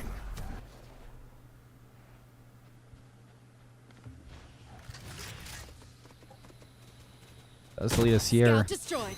Seek them out. in towards a swing round for who's going to take the lead back. Found one. Hawk out. Seekers for KHS. He's following it right away. He's running forward with that bird in his hand. Showstopper now for Aussie Frosty to back this one up. KHS removes the head of Logan 30 seconds left. from his shoulders as the spike goes down at B.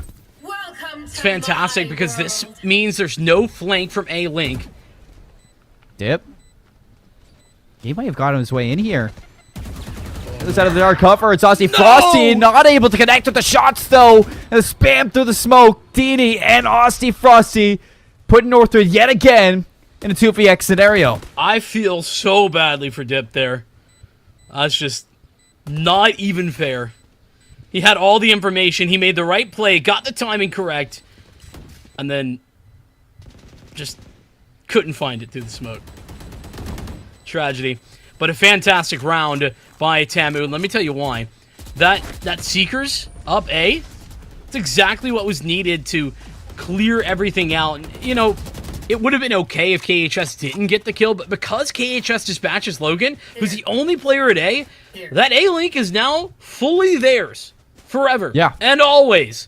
And that's the main avenue of retake towards the B site. That's what makes B so difficult to hold in a post plant, is if you don't have control of one of the 3, well, technically 4 entrances, but I assume you have your own, I assume you've gotten Pillars control. But getting one of the 3 entrances that the defenders are coming back from is the important factor to actually holding on to B in a post plant.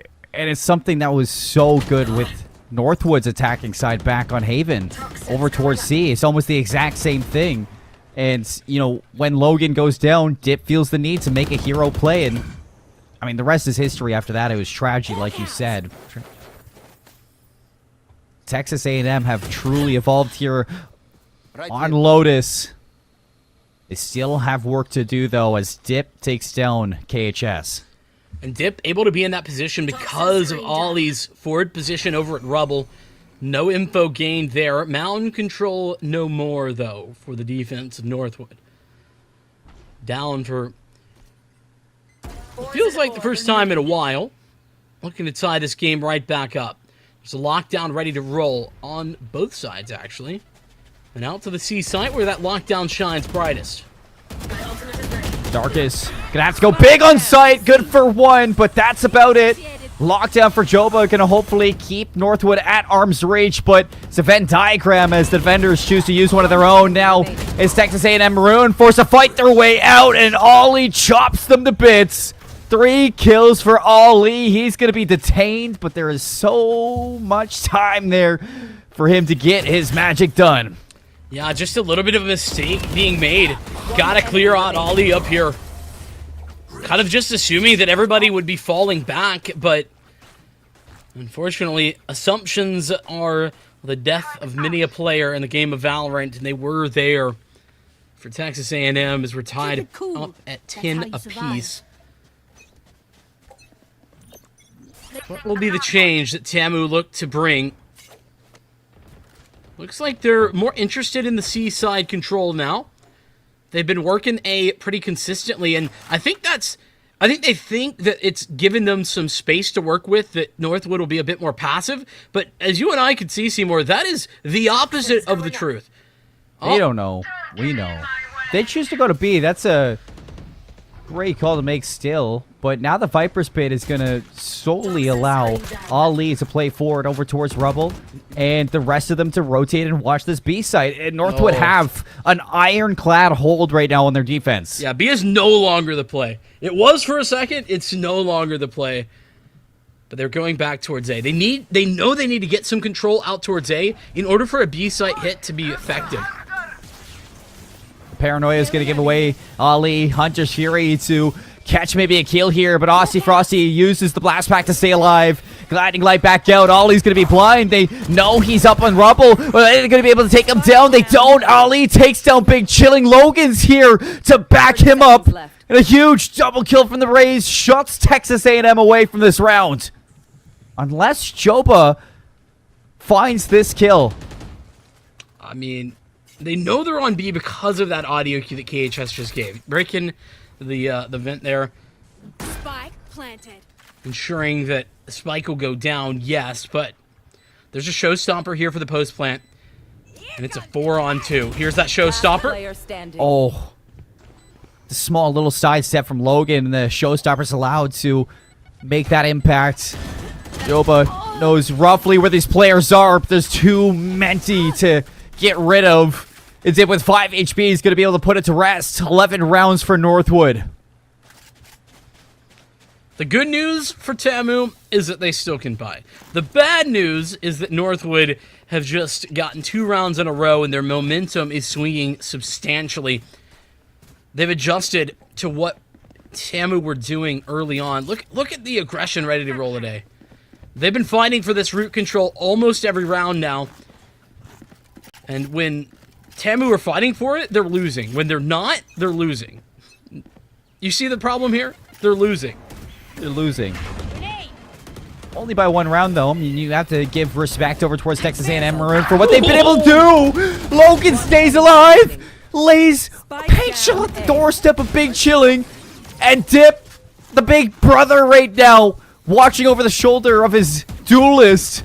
And a 4K out of the sofa puts Northwood on match point to put the series away in 2. So anyway, like I said, when Tamu are fighting, they're losing, unfortunately. Dip just dominates. Logan's so blind here.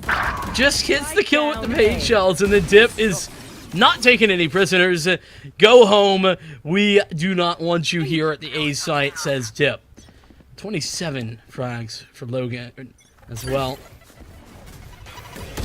This time, I think Maroon about this game right now is the back wall after Dip was done with them. This is massive. I meme a little bit, but Tamu, they've won this root control and rubble already. Yeah. This is massive for them.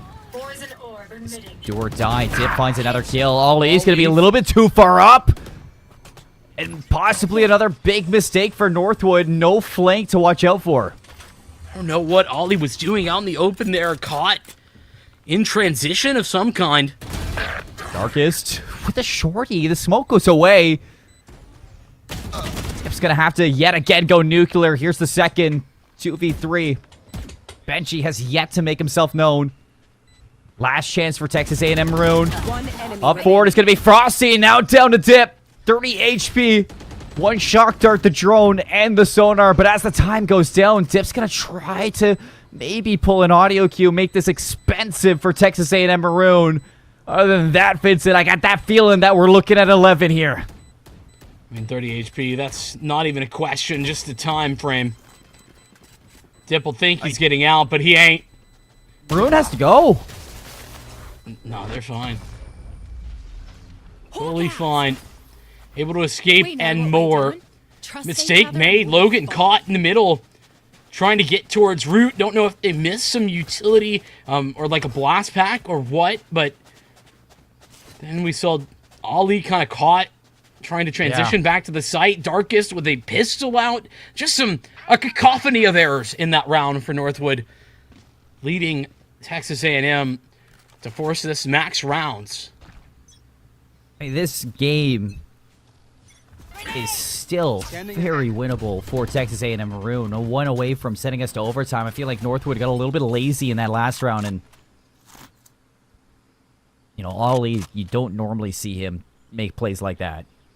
Yeah, don't know what led up to it. Whatever it was, mistakes made. Showstopper. Off the Seekers, hunting them down. Benchy's gonna be blown up. Dip without just Fury. Manages to do some damage control, but still walking their way in. Texas A&M, all gas, no brakes. Nice shot from Big Chilling. He gets two! And overtime becomes so real. It's just not even fair. Big Chilling gets that shot whilst the Trailblazer running straight at the opposition. They didn't even see Big Chilling because there was a dog in their face. The Viper spit for the 2 versus 4. Joba is going to be playing towards Mound. Dip gets a free one, but Teeny inside of the smoke. Shorty in hand, lighting the way to overtime. This is it. Ollie, can you right that wrong? Can you go nuclear? Can you clutch up the TP in? KHS denies. We're going all the way. KHS Switching sides. poetically equalizing as well the frag count there of Logan on the other side. And this is what I was talking about. Just not fair. Darkest, all he's seeing is teeth gnashing at him, trying to take him out. Being Chilling on the other side. He's like, what? I didn't even get swung. Doesn't feel fair, but that is the rules, and we play by them. OT feels fitting for how back and forth this map has been. Northwood picked it, but Tamu, they're here to stay. Joba, back on the Odin. I asked for, you know, adaptations out of Texas A&M Maroon, some, I guess, heroics from this team, something that just sets them apart from others. And at this moment, it is just how crazy they play and how strong KHS is at winning some individual fights. Big Chilling sent running, barely alive around Mounds. And a dark cover should allow him to escape. Well, he's going to leave KHS on that mound now to see if he can cut down a couple of these players from Northwood, but has to be careful not to lose his life. But just one of the members on Northwood had 30 shots left in that Vandal. Yeah, I mean, got to be careful. You know, can't be spamming too awful much these days.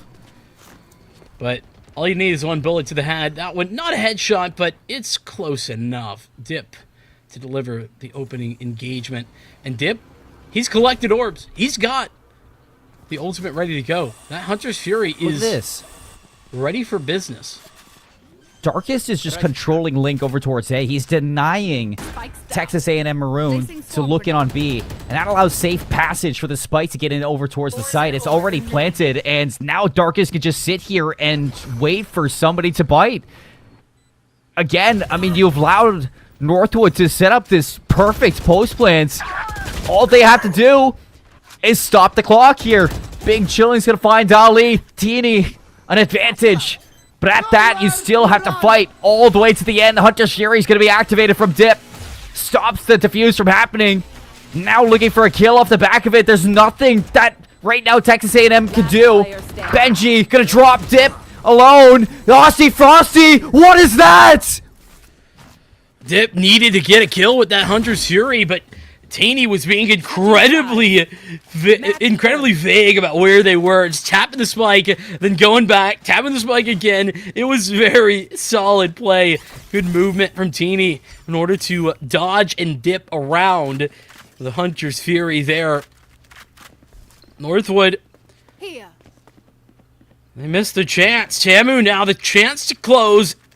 Bind could be here if we're not careful. Northwood, though, back on the defense, where they've had some very solid rounds.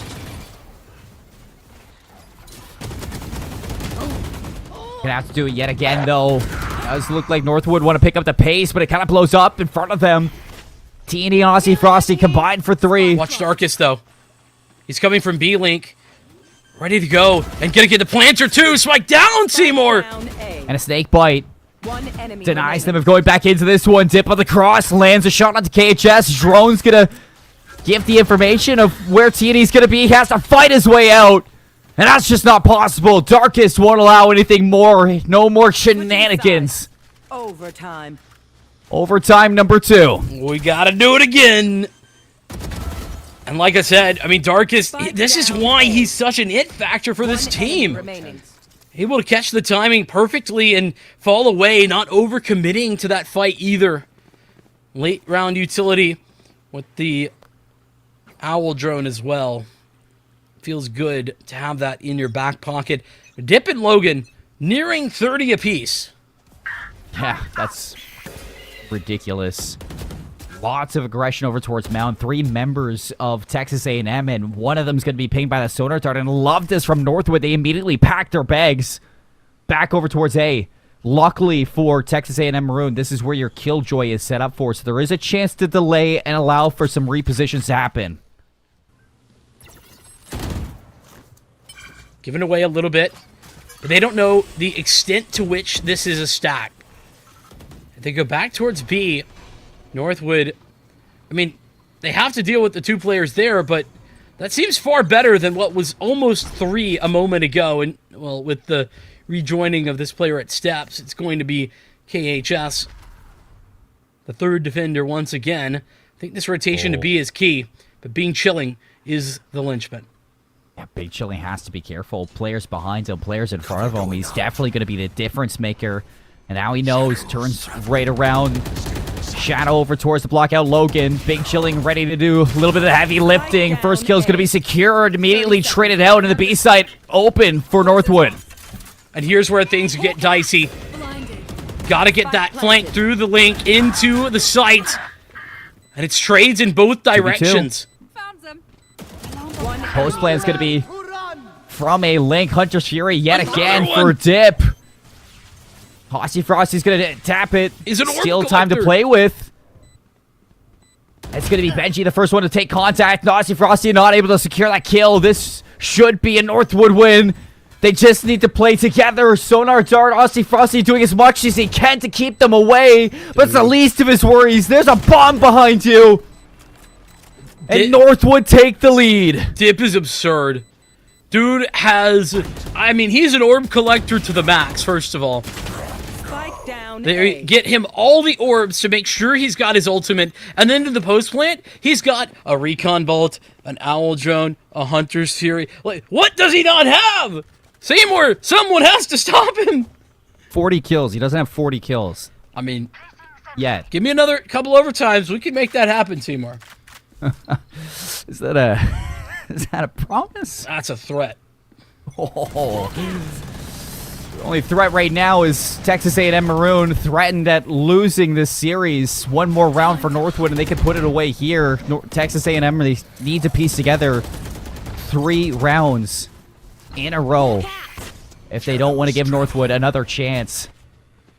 I will say KHS unfortunately has slowed down a little bit towards this overtime period. It's not something that, you know, you can always control. It's just about where you can find the engagements. But hey, post plant for Tamu. They've got a 5v5 as well. And Northwood haven't been able to farm their orbs, so Dip doesn't have his ult. Satchel out. Could be spotted. The Viper in the center. Blastback's just keeping Teeny on his toes. Steel manages to walk away with a kill there. Teeny gets 2. And Joba, the Odin, just continuing to collect kills with this LMG. Darkest to 1v3. Denied away back into the site by KHS. 14-14. Overtime number 3 here on Lotus. And yes, I mean, Vincent, you talk about how KHS may have been slowing down a little bit in these past couple rounds, but there you see those 2 kills to put it away. And where KHS has slowed down, Teeny and Aussie Frosty both have been doing a lot in these last little bits of Lotus and keeping this game alive. I mean, that Raze especially. Don't overthink I it. think Aussie That's Frosty my was card. having a little bit of a tough time during regulation, but has absolutely come to fruition here in overtime. That's for damn sure. And it looks like Tamu winning the fight over towards the A side. I mean, defense obviously having a massive advantage in that engagement, so Northwood, if they want that control, they're going to have to come back at a later date. Sorry, we're closed. Yeah, it's just, you know, it's after hours right now. At darkest, it's bedtime. Good night. First kill for Texas A&M Maroon for a little bit of an advantage. KHS going to open the door, try to, you know, a little bit of a callback from regulation. This time not allowed that shot at distance. Well, you remember this? I sure do, but Joba less than ideal in this time out. They've learned their lesson, have Northwood to get the post plant with 4 alive and a man advantage as well. Aussie Frosty's going to get pinged, has to run away. Still Joba looking for a wall bang. It's Theeny leading the way in the dark cover, barely going to block it off. Aussie Frosty back in for the trade. Joba, a second one. Joba, a third! Down to Benji, time ticking. He's found his way into the smoke. Trigger discipline. Aussie Frosty, no idea, and it's down to the Killjoy versus Killjoy, but low HP on Joba. Can he get it done? Benji's just teasing, dancing around it, and Benji with the clutch, the 1v2. Northwood take it back. Dude, Benji's eyes wide as he got around that corner. Look at this from Joba. Great work, but Benji, like you said, trigger, discipline. Every second counts and just plays the time. No need. That's...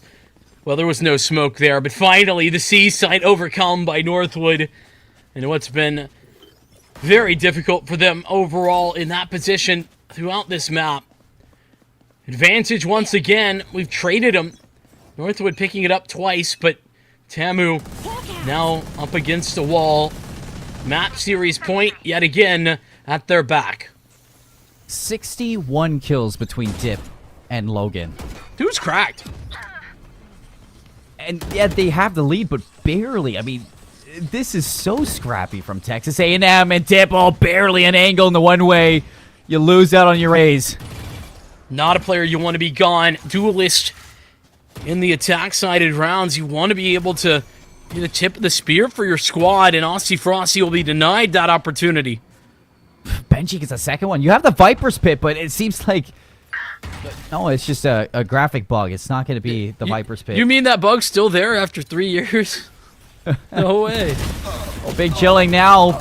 Gonna look to do something heroic, but instead that just puts Texas A&M just on the back foot even more. Theeny now has to go recover this spike, and Dark is going to make it a 1v4. It's Theeny or it's nothing. And the Timberwolves ready to add another win to the history books with one more round. Finessing some information, making so much noise. Benji puts it away. 16-14 on Lotus. Northwood win 2-0. Close 2-0 at that in Lotus, but well-deserved. Dropping 30 bombs. Logan and Dip doing the damage. KHS, the valiant effort individually, I might add. Everybody for Tamu playing relatively well, but Taken out. Still, gotta give credit where it's due.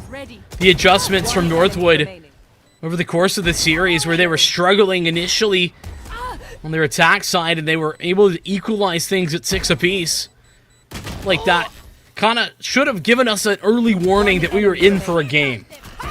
There's only one time for Northwood that I can recall from this game of Lotus that it's like they had a round secured and they fumbled it. Every other time you've seen Northwood just set up in flawless situations and close out on the round. It's, you know, when they were losing, it came down to a very chaotic plays from Texas A&M Maroon just to maybe confuse a couple of these players, keep them scattered, and, you know, misdirection was the key there for Texas A&M Maroon most often than not. A little bit of heroics here and there, but you have to respect that, you know, Northwood are Northwood. They win it 2-0. They get another win today, but Texas A&M Maroon, they stepped up in so many ways to push us the distance there on Lotus. Yeah, I think an impressive showing regarding Lotus. Haven, I mean, listen, I'll keep it a buck, Seymour. You went to fight on their own territory. Haven has been the go-to map for Northwood for years at this juncture, and they're still very good at it. So, yeah, got to keep that in mind. Lotus was a map where, listen, Northwood are good, but they're clearly beatable, where Tamu took it to them. With that being said, I just got to shout out here real fast. The opening engagements there for Logan, 6 First Bloods once again. Did wow. 6 on map 1, another 6 here, and Dip gets 33 kills with 9 plants. Dude's planting the spike and killing everybody. He's shopping for ultimate orbs, planting the spike, getting the kills, and putting the team in so many different spots. You got to talk about KHS, though, on Texas A&M Maroon, because if there's any like real takeaway, I guess, to have for Maroon, it's KHS individually was showing some amazing playstyles here on the Sky. 30 and 21, rivaling both Logan and Dip, doing a lot of the heavy lifting when it came down to the slaying pressure for Texas A&M. He had, 6 First Bloods of his own, literally rivaling, going toe-to-toe with Logan as best as he can, and kind of leaving it up to, you know, Joba, Dini, Asti Frosty, Big Chilling when they can to, you know, make those comfortable plays rather than making those pop-off plays like, you know, Northwood can. I feel like that's something that you can really give to KHS.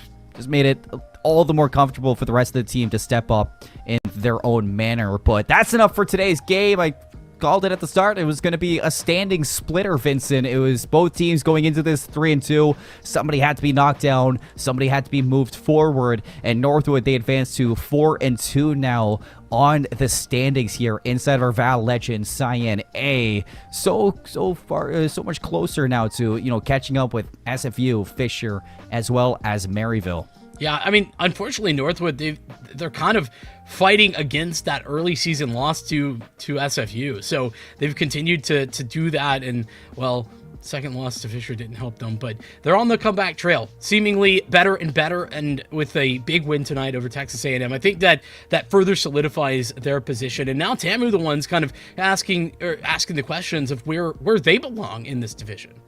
Yeah, you know, they have a couple big games of their own coming up, some things to look forward to towards Texas A&M, and maybe some differences too, hopefully to be seen to maybe make one last hurrah on their push towards playoffs. But that's about it for this Riot title, but you have another Riot title to look forward to within NECC, and that's going to be the fall opening coming up very, very soon, folks. Don't miss out on the chance to make your mark on the Rift. The Samsung SSD Fall Open is calling all aspiring esports champions to rise to the challenge in a qualifier tournament. Grab your teammates, register now, and prepare to compete for cash, glory, and epic Samsung SSD prizes in the Ultimate Showdown. Join the action, claim your spot on the leaderboard, and make your mark on Collegiate Rift. That's the Fall Open. Check it out at NECC, and while you're at it, follow them on Instagram, X, YouTube. Check them out, love them, and appreciate them. This has been a great day here for myself, Seymour, as well as Vincent, but the night is done, and we will see you next time on NECC for some more collegiate action.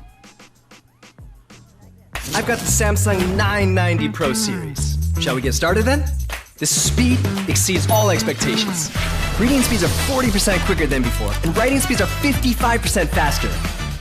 With the in-house controller, the per watt performance has improved up to 50%. The 990 Pro's nickel coating controller for its smart thermal solution technology controls heat. Playing computer games? Obviously the best.